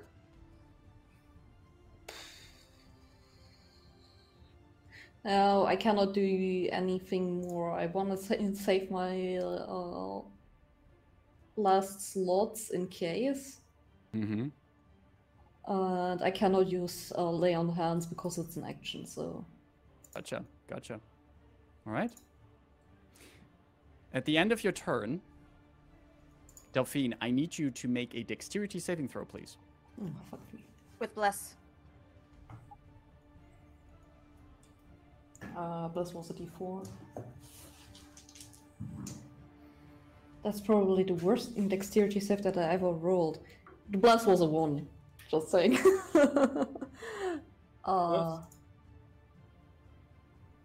So let's say 11. Wow. With the bless? A bless is a 1. Oh, sorry. And I with your aura, rolled a 3 and I have a +7 to dex. and your aura also counted in? It's already counted in, yeah. Okay. I'm the center of the aura, I know that. I'm the healthiest one here. Why isn't it attacking me? I'm fine. I'm only missing one hit I'm point. still fine. Yeah. I'm hot. 58. All true things. You take True. 58 points of force damage Guess we're still standing. as there is this pure beam of disintegration burning through you, burning a straight hole through your body. But you're still standing.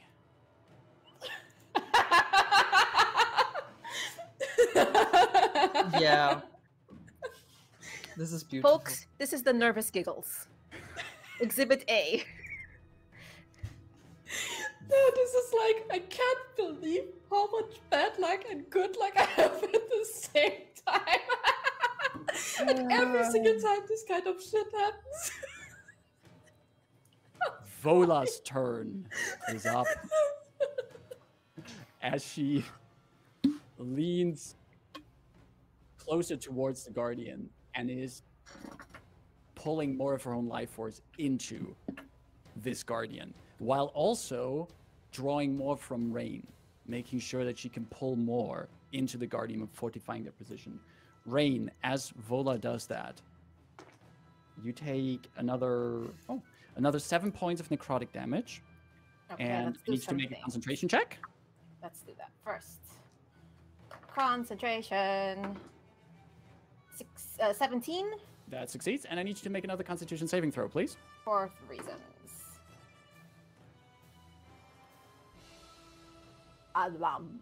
8 plus 6 is 14. I'm gonna cat vent. You added the +2? Yeah. Did No, you? a plus. Thank you. No, Before not the that. blast, also And the aura. You're in the aura of Delphine. So I said 14, right? Yes. 16 plus 3 is enough. Thank your paladin and your fighter cleric, The because power that of did indeed teamwork. make the difference for not succumbing to whatever was waiting for you there.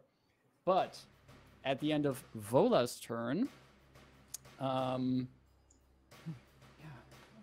Delphine, I am so sorry. You're like the only legit target at this point. But Rebus is on the upper side.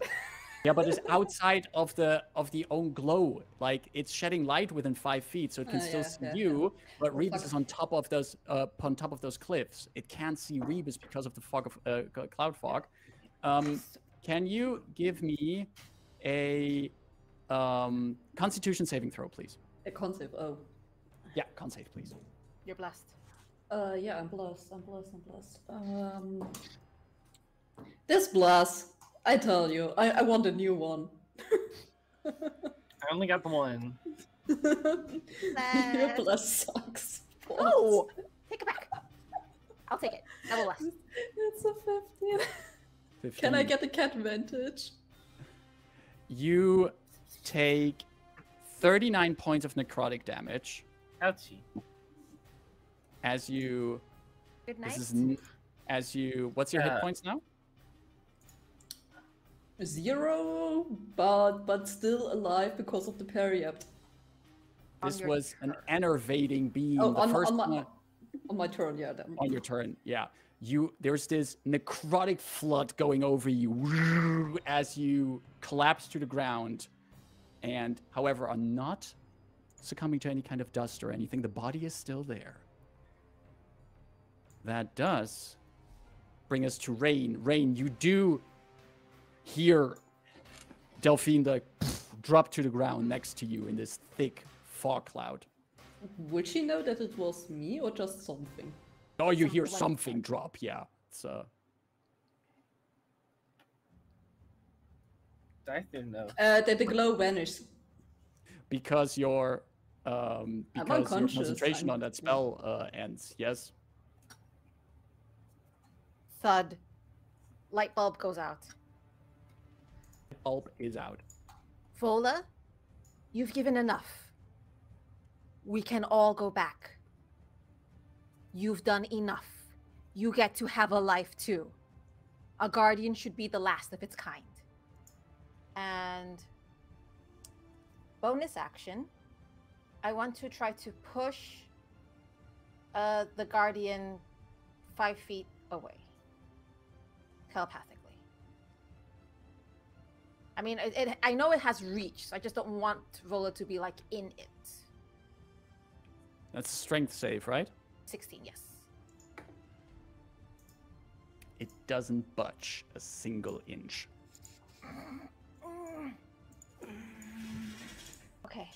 Okay. I say loud enough. We need to finish the meatball off and get out of here. I keep my hand on Vola, and with my other hand, I go into my backpack. I pull out a piece of paper and I put it like right to my face, and I start mumbling incantations. I'm holding the use of this magical item, this spell, until the end of the beholder's turn. When the beholder's turn ends, I'm going to use this scroll and cast it on Dythun. Okay. All right. Can you also, considering what you said to Vola, can you also give me a persuasion check, please? And I think you're you're not affected by bless. Do you have a level of exhaustion by any chance? Yeah, so this is disadvantage. Is a disadvantage, yes. I rolled the same number on both. Ominous. That brings it to persuasion. Mhm. Brings both of them to a total of 19. I rolled 11s. Ooh. Vola looks at you, like right before you put that scroll to your face to be able to read it, and there is so much both sadness and determination in the way she looks at you. Like, she hears what you're saying, but she has a duty here. And you're not really sure. This could go either way. This is a 50-50. You're basically telling someone to not do something that they've been trained for, like a duty that they signed up for. However, you are still holding that scroll until the end of the beholder's turn. Like, I imagine this is like this very tenuous point where she can't break concentration, but she has to do so seamlessly into another. Right. So she is, yeah. So she will use her reaction at the end of the beholder's turn this round. The fog cloud is still up. It is. And it's not glowing anymore. It's not glowing. Okay.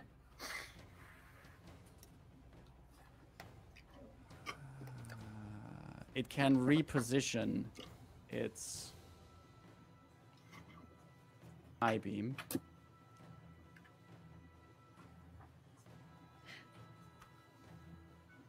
What was the second beam that hit me? Enervation? Enervation, yeah. Necrotic damage. Okay, I have to do this at the start of the turn, so I cannot move it first. So I have to change this first. Okay. Pro gamer move. Created by Marcus K. Schmidt. It's gonna move its cone into this kind of angle. You're not seeing this, but I'm angling it. It shifts around, its large eye in the center, moving about, and you notice that the fog cloud once again vanishes as this effect is suppressed. I need Dythun to make a dexterity saving throw, please. I'm assuming because the fog cloud went away, I am not also in the cone?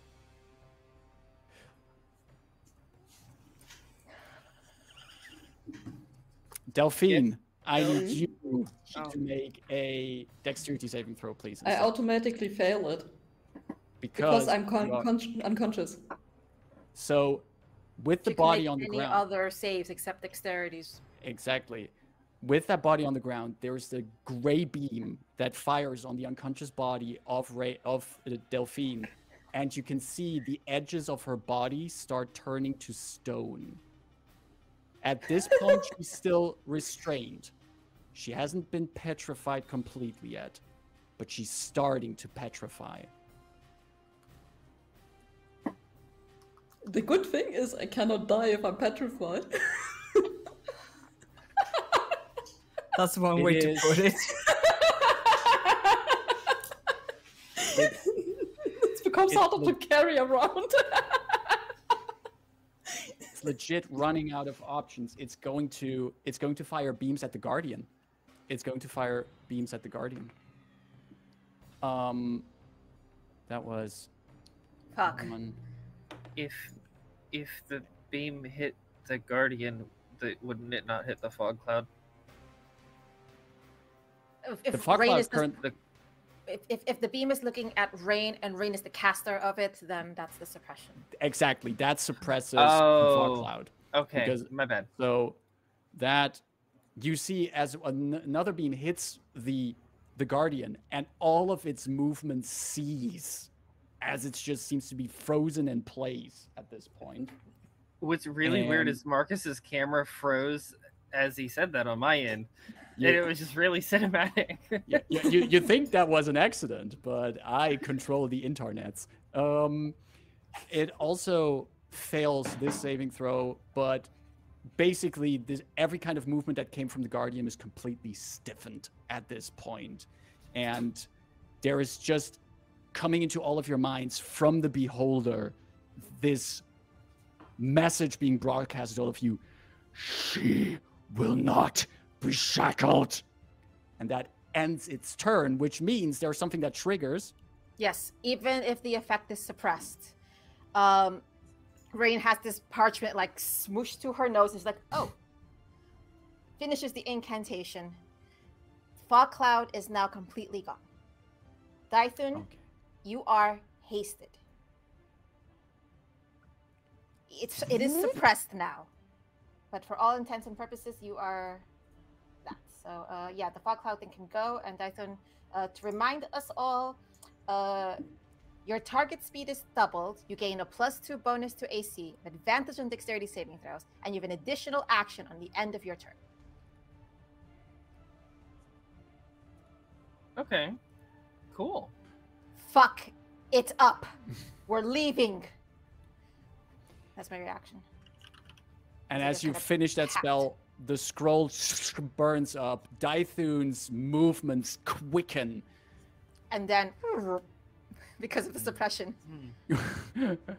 We're going to soon find out what happens in round 6 of the fight. But first, we're going to take a second break for today.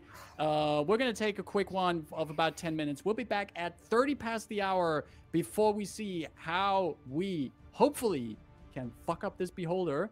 Hang in there, grab a drink, stretch your legs. We'll be back in 10 minutes. See you soon.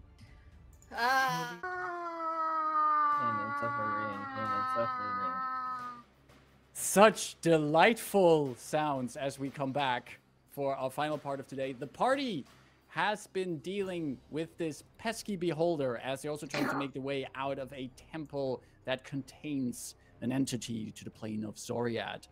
We are at the top of round 6 of this fight, and at the top of the round, standing on top of the cliffs, looking down on the Beholder, is Rebus.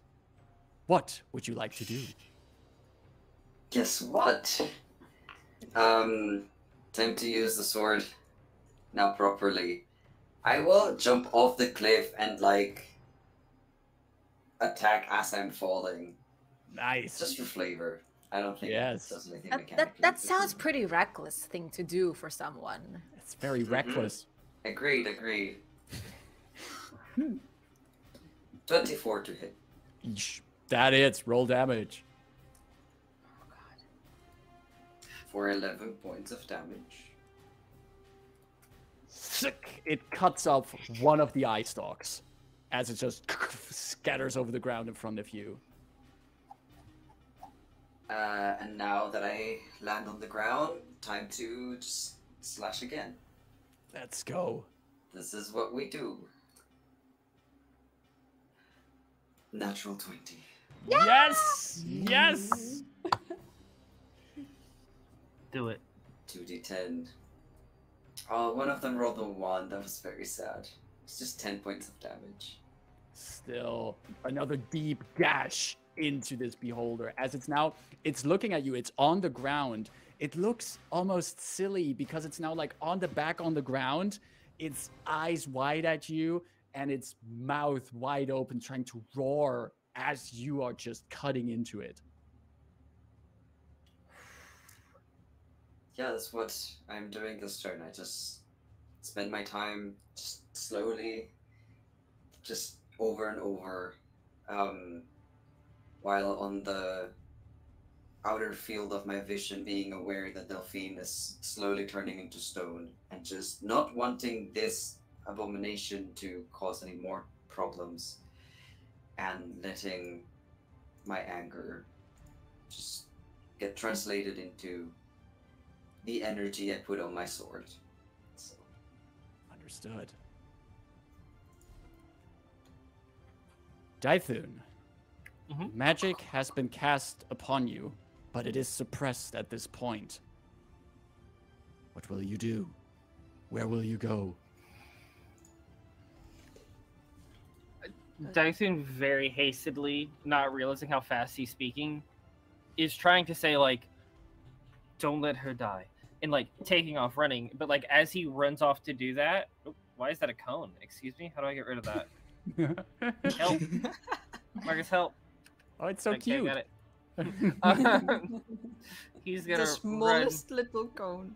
He's gonna run 10 feet. He's like, don't let her die.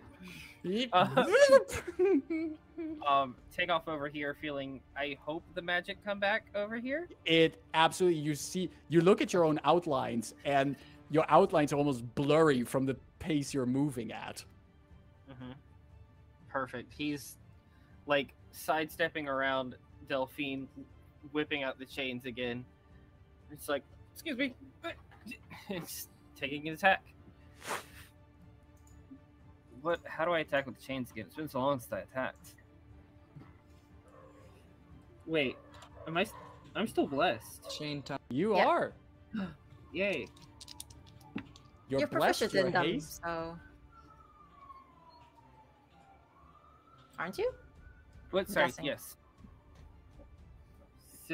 Math. Brain. 19. That hits. It was 10 plus 6 plus 3. It wasn't difficult. It just... My brain wasn't working. It's been a session. We've done a lot of math, so... So, I forgot how the chains work against aberrations. What do I add to it? You can, we didn't completely formalize it. You just do full damage because your chains are made out of the material that really hurts aberrations. But also at this point, since you've convinced Mortal that this is your target you want to attack, you didn't roll with disadvantage, so just roll the damage for now. And we can see what kind of additional effects happen. Also, you can add another 2d6 because your chains are still burning, because there's these fires still burning into them. Okay, so that's 11 points of damage. 5 of that being fire, if it matters. All right. Yeah. Second attack. Trying that again. I'm gonna use luck. Gonna use luck? Your natural cat advantage? Last natural cat advantage of the day. Make sure I mark that so I don't forget. 15 plus 6, 21. 21. That is. Yay! Thanks, cat advantage. And the source... Go ahead, sorry. Sorry, 9 points of damage on that one. 9 points. What were you saying, Rain? You don't get the third. You don't get the third one yet because Rain is the one being suppressed, right? Yep. Yeah. You're Well, not, but that would speeded. that would also mean that every time Dythun was in the cone, none of you would have had the blessed. And I think I ruled it earlier that as long as the receiver is not in the cone, they benefit from the bless. So then it would make sense. Then it would make sense that they haste. Yes. Yeah. Then it would make sense that the haste also applies as long as Dythun isn't in the cone. Otherwise, an Fair. earlier ruling I made wouldn't make sense. Okay. So I do get that third attack. Yes. Okay, wonderful. That's gonna hit. It's a lot. It's a 16 plus Yeah, that 3 yeah. plus 6. It's a lot. Okay. That's also a lot. 9, 12, 15 points of damage. 15 points of damage. You just keep on slashing and crashing with the chains into that beholder. It will not take a lot to finish the beholder off, but it's still in its death throes, basically. Just Fine, because fine. Dythun's brain is racing a mile a minute from going to slowed back to, now to hastened, is there any way with his passive 20 perception he can notice if Aurea is breathing or not?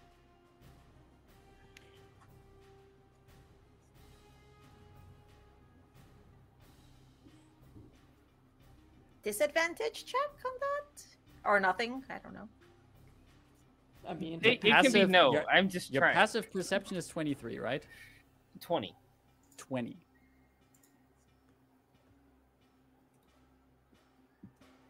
Hard to tell in the chaos that's around Okay. you. Very fair. That is action. Alright. Movement. You still have a Bonus. bonus Other action if you want to. action. Can I- Potion? Potion. I don't bonus have action. any. Okay. yeah. Delphine has still a potion on her, which you should be able to see if you want to take it. Yeah, but that before would it be an petrifies. action. Would be an action to grab it, and he's out of actions for now. And if he would kick it off, would it be a bonus action? Because he would technically not take it, but kick it Well, off of her before it You also have a petrifies. free. You also have a Interaction. free object interaction, and Yep. if you would say that that would be on the belt, I would also say that you could at least take the potion. Yeah, on this not chuck it, but take it But take it. before it petrifies. I mean, great. Well, it's a greater healing potion. You wanna get it to waste? I Well, carried that shit around since like since session 20 or so. my other question is, with two weapon fighting, Mm-hmm. do my claws count as a light weapon? If they don't specifically say that they have the light trait, Must then have they do not different count as a light light weapon. Weapon.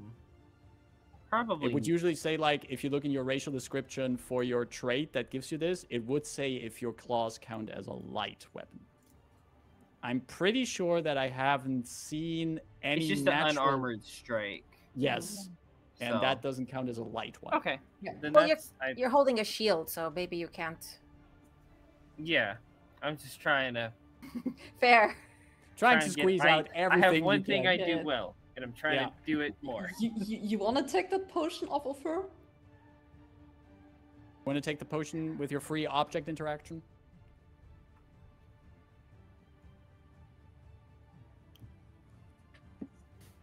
I rolled a natural 20, so sure, yeah. Good. I'm like, what would would he even be thinking about potions right now? But yes. You Yeah, need to yeah. drink this He's gonna now. reach down- He's gonna reach down and grab that. The dice I have still spoken. have a bonus action. Can I take it? You still have your bonus action left, right? Yeah, I haven't used that. I used Then action, you can action, also- hasted action. Yes. Then you can also drink it, because you're drinking Okay. it yourself. Nice. I can roll for that while we move on to the next turn if somebody tells me what I'm rolling. 44 plus 4. 44 Okay. plus 4. And while you roll that and your turn is slowly wrapping up, at the end of your turn, I'll let you finish up your 13. healing for that. 13. Because Dythun, you can immediately also give me a dexterity saving throw, please. A dexterity saving throw? Yes. What do I get because of haste? Plus 2 to Advantage? Advantage on dexterity saving throws when you're hasted? AC. Yes. Yes, Okay. advantage on dexterity saving throws. But And no I'm plus what? 2 anymore. Bless, though. Yeah. that's okay. 19. It's the same grayish ray that hit Delphine earlier is now blasting past you and Oh my. does not petrify you. Wonderful. And that brings us to the Guardian, who is completely stiffened and paralyzed at this point from the beams it had taken earlier, unable to take any more of the life force at this point. Aurea is Aurea. Delphine Hands up. is at the end of her turn. You Failing see her dex Delphine. save. You see Delphine Strike a pose. completely petrify on the ground into a gray statue of herself. We'll get you soon, darling. At the end of Delphine's turn, however, Please don't step it on me. I need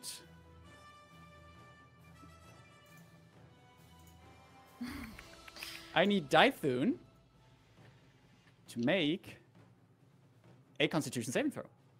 Okay. Uh-oh. Uh-huh. 14. With the bless. With the bless? No bless. Oh wait, with bless. Yes. Yeah, with bless, with bless, with bless. 1. So what did I say? 13? 14. You said 14, so you're at 14. So 15. 15. No cigar. I think that You makes it.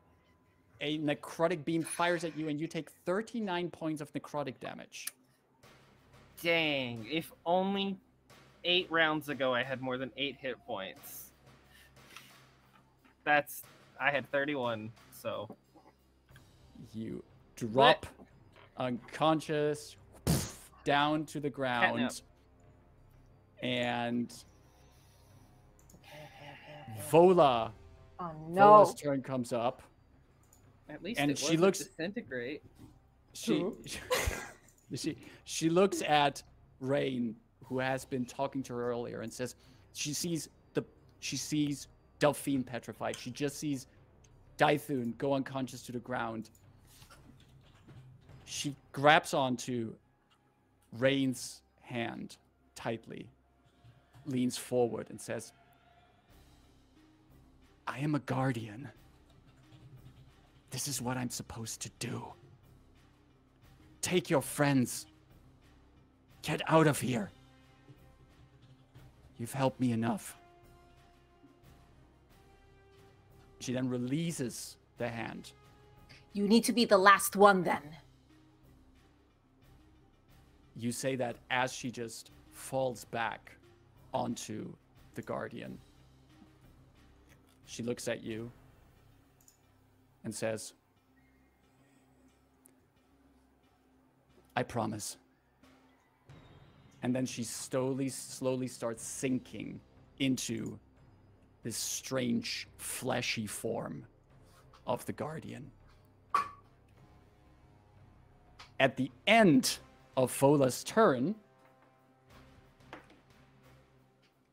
I don't have any legit targets anymore.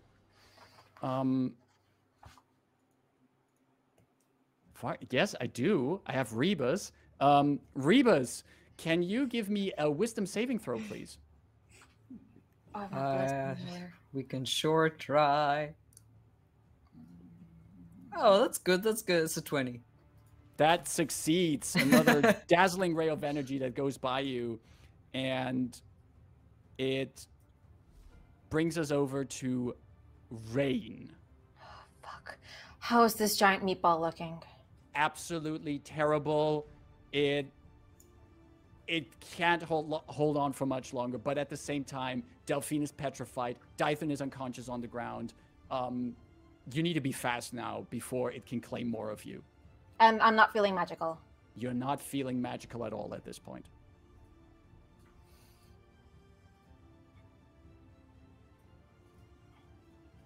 I feel magical? You feel very magical.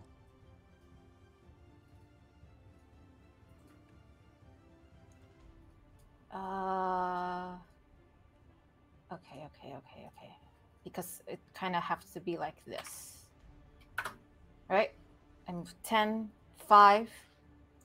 You go up in the air. Yep, because I need to aim over Dythun and Yes. angled away from Rebus because the Beholder is 10 feet. So I have Yes. something to do this. Delphine is stone. Or technically, for my angle, also. Okay, I'm a little bit up. I want to aim over Delphine's shoulder to the Beholder and down a line into Aurea. First things first, I'm going to use my last sorcery point of everything. The Here we go. last We're out. sorcery point.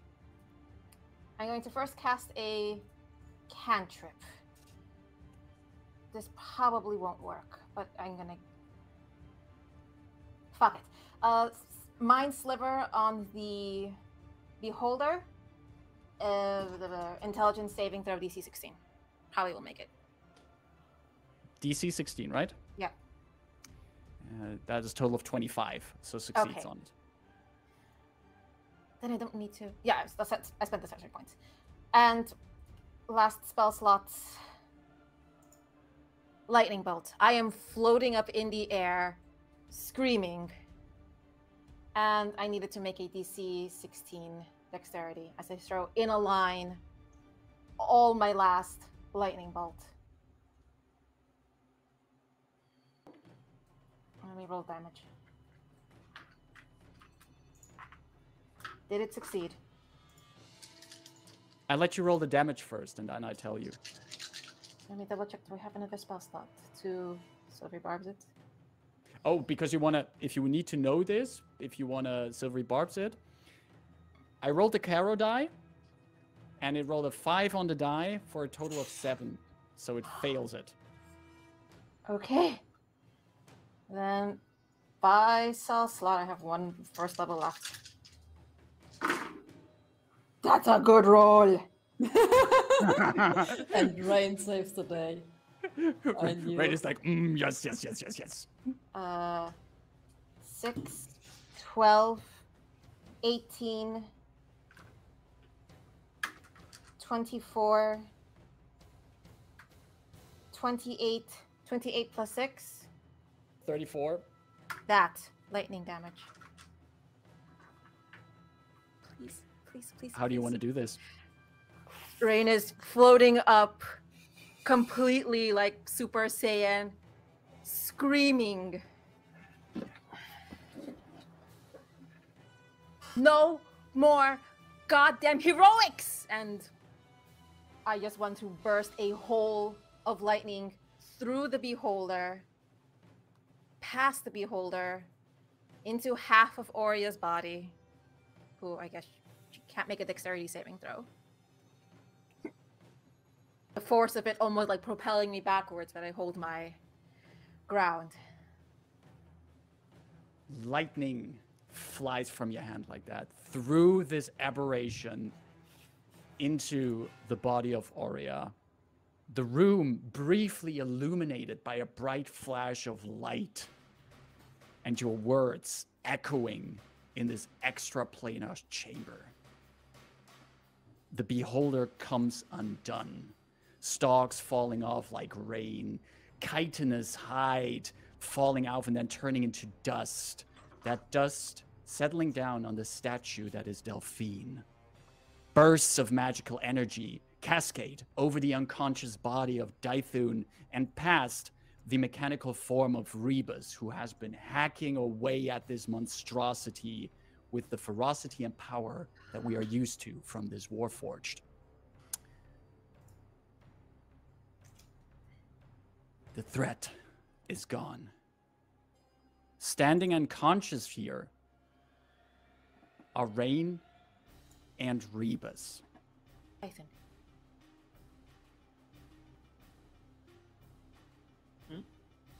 Dythun is unconscious, right? Dythun is unconscious. Okay.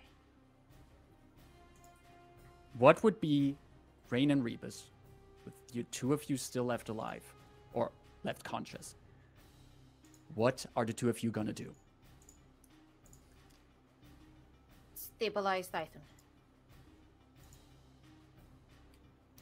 You want to roll a medicine check for Can you that? do it? I have advantage, so yeah, I will do it. Let's use it. We still have it. Let's use that. Okay, so first is DC 10. Let's see if I make it. Wisdom. Yes. Yeah, I make it. Oh, so no advantage used? No. Okay. You quickly stabilize. Dythun, you are not having to check for any kind of death saving throws. You are But is stable. unconscious for 1d4 hours. 2 hours? Yes. Oops. Rebus, what do you do?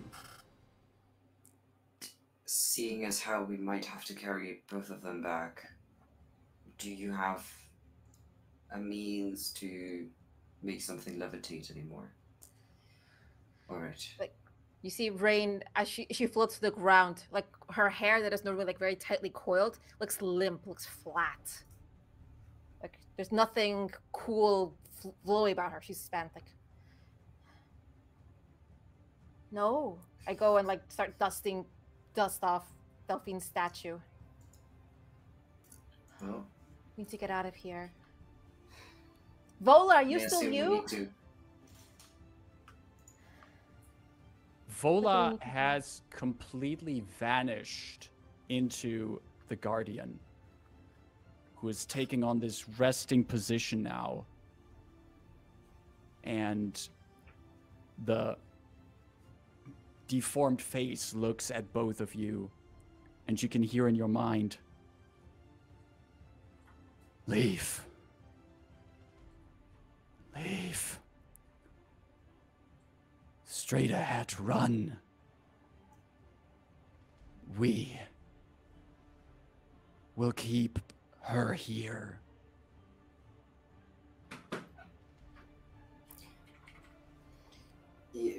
Yeah. I want to check if Arya has a pulse. Arya is now also, she was hit by the lightning bolt at the end, and you quickly check, there is no pulse there. Alright. May her final resting place be here. I close her eyes and go to try and fashion some sort of way to move things. I would say with the gear that you have access to and between the two of you, Rebus is pretty strong. You could, depending on what kind of ropes and stuff you use, you could figure out a way that you and Rain together, even though she is exhausted, could try to, at a slow pace, get Dythun and Delphine at least out of this room here. Yeah. Otherwise, I'll just carry one of them like at a time, and place. I'll place Delphine like carefully on the ground outside the portal once I get there, so that the statue doesn't like topple or move and then go back and get Dythun, and hopefully in the meantime Ray can also make her way out. Perfect. You get them one by one across the threshold of the portal there. Rain, do you also leave this chamber then? I start stepping out and I look at Vola and I just sort of nod and without saying anything verbally telepathically, like remind her, like, yes, she needs to be the last one. And before I turn and leave, I point at the diamond I kept, and it just sort of knowingly, openly like tap it on my hip to signal like what all the guardians have here is not lost. If it was on Vola, it would have been lost. You literally carry the knowledge of them with you. Yeah. And if the coast is clear, if we're back in that room, Raina's gonna try to do her best to seal this gate. You get out there. You step over the threshold after Rebus has brought over Delphine and Dythun. You have this one last moment looking at the Guardian that now Vola is also part of. And as you start looking around for the gate, you see the Guardian raises both of its hands. And the runes on the gate, they start glowing. And parts of the bricks, they start reassembling. And you also see vines and roots that start growing to keep this portal back together. And as you are also helping with trying to get the magic in here, after a few minutes of work already, the gate glows and then becomes a solid barrier, like if suddenly a wall appeared there. And all runes around the circular gate glow brightly. The Guardian and whatever it is containing is sealed away at this point. And you and Rebus and your companions, all four of you in whatever state you are on the safe side of the gateway. No more distant screaming or howling here. No more sense of space being distorted at this point. There is, after all these events that have happened, there is a moment of quiet now.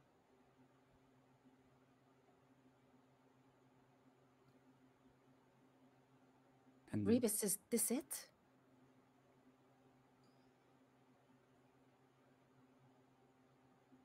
Oh. We still have to get home. We're to a safe place. And we Who need our friends chases us back. now, though? But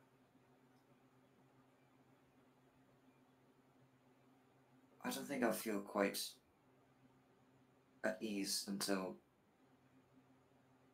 Dythun and Dythun can chime in on that.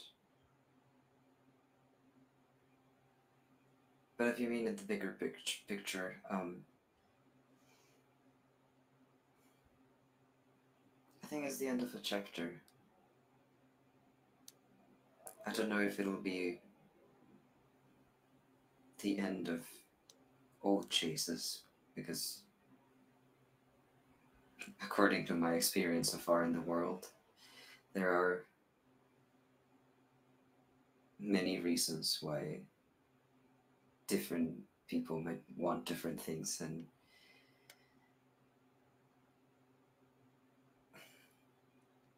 a group like ours, I see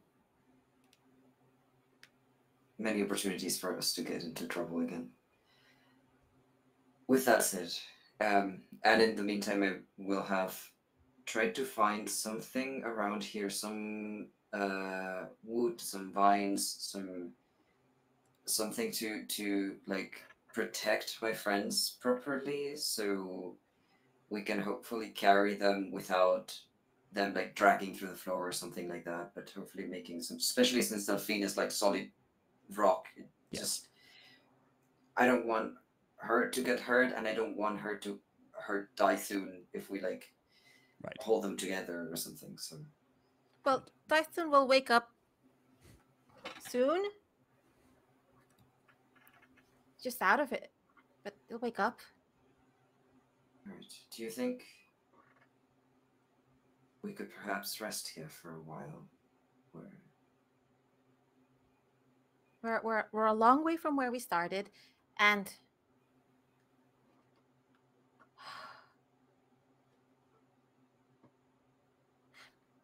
man, fuck Xoriat.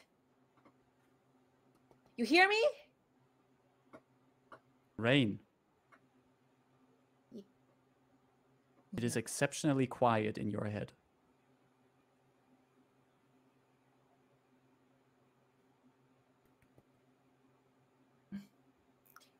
Rebus, excuse me. And I'm gonna like just crawl up. I assume we were kind of sitting, and I'm like gently. Then she was with her own head, like with the tip of her nail, tick tick tick.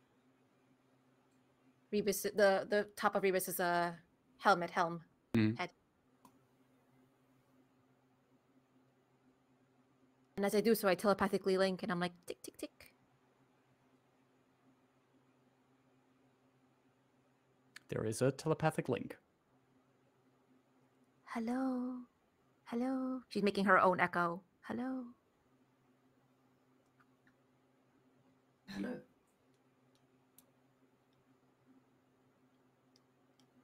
Extraplanar entity listening in says what? There is no response. It might just be us this time.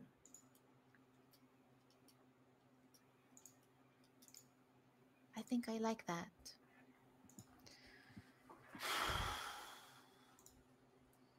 And with that,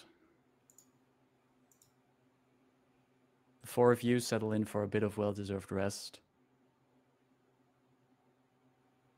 And for an approach to the end of a very long chapter, as we will today, and today's session on that.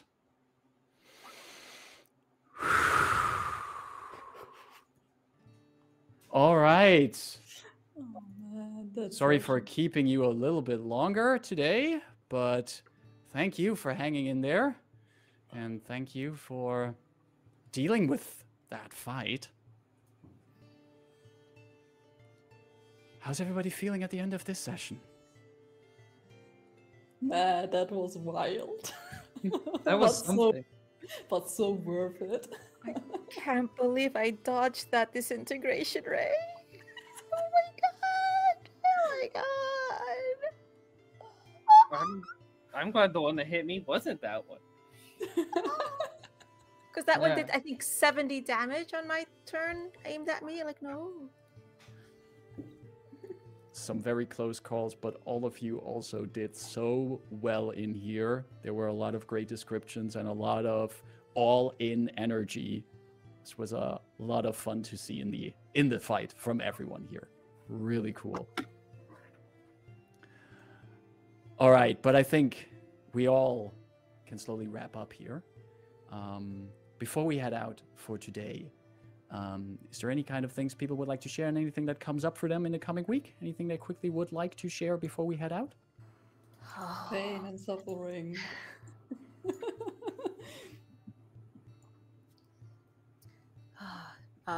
Thank you so much for the cat bandage. I didn't end up using mine in the end. I did roll disadvantage for that medical check, but both were above 10, so I was like... But knowing the cat bandage was there really was this little lifeline that made it slightly less terrifying. So that slightly less terrifying I owe to our viewers. I think it was Gunora who gave it, so thank you so much for that.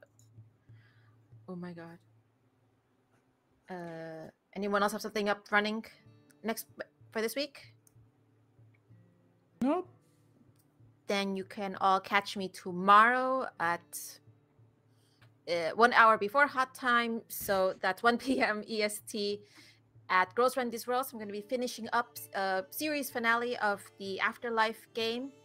We all found our respective memories of why we died. My character, you know, might not be going up, might not go to the metaphorical heaven, might actually deserve to go to hell. I did that. Oops. So come and watch us at Girls Run These Worlds. Exactly. All right. We will then be getting ready to raid over to Penny Dragon Games, if I saw that correctly. We will see what the aftermath of all of that will be in next week's session, because we have a few things to tie up here. Thanks everyone for joining us for this encounter today. And I hope you will be joining us next time, as we will be moving this fantastic story that we've been telling over 64 sessions so far to an end. Take care, Wow. everyone. Thank you for being here. Thanks to my amazing table here. And Good job, Take Marcus, care. running that 3-session combat. Yes. Fantastic job. it takes a table to run a great adventure in combat. So thanks everyone for that. We will be back here next week then. Take care, stay safe, and see you later on Heart of Tales. Bye. Bye.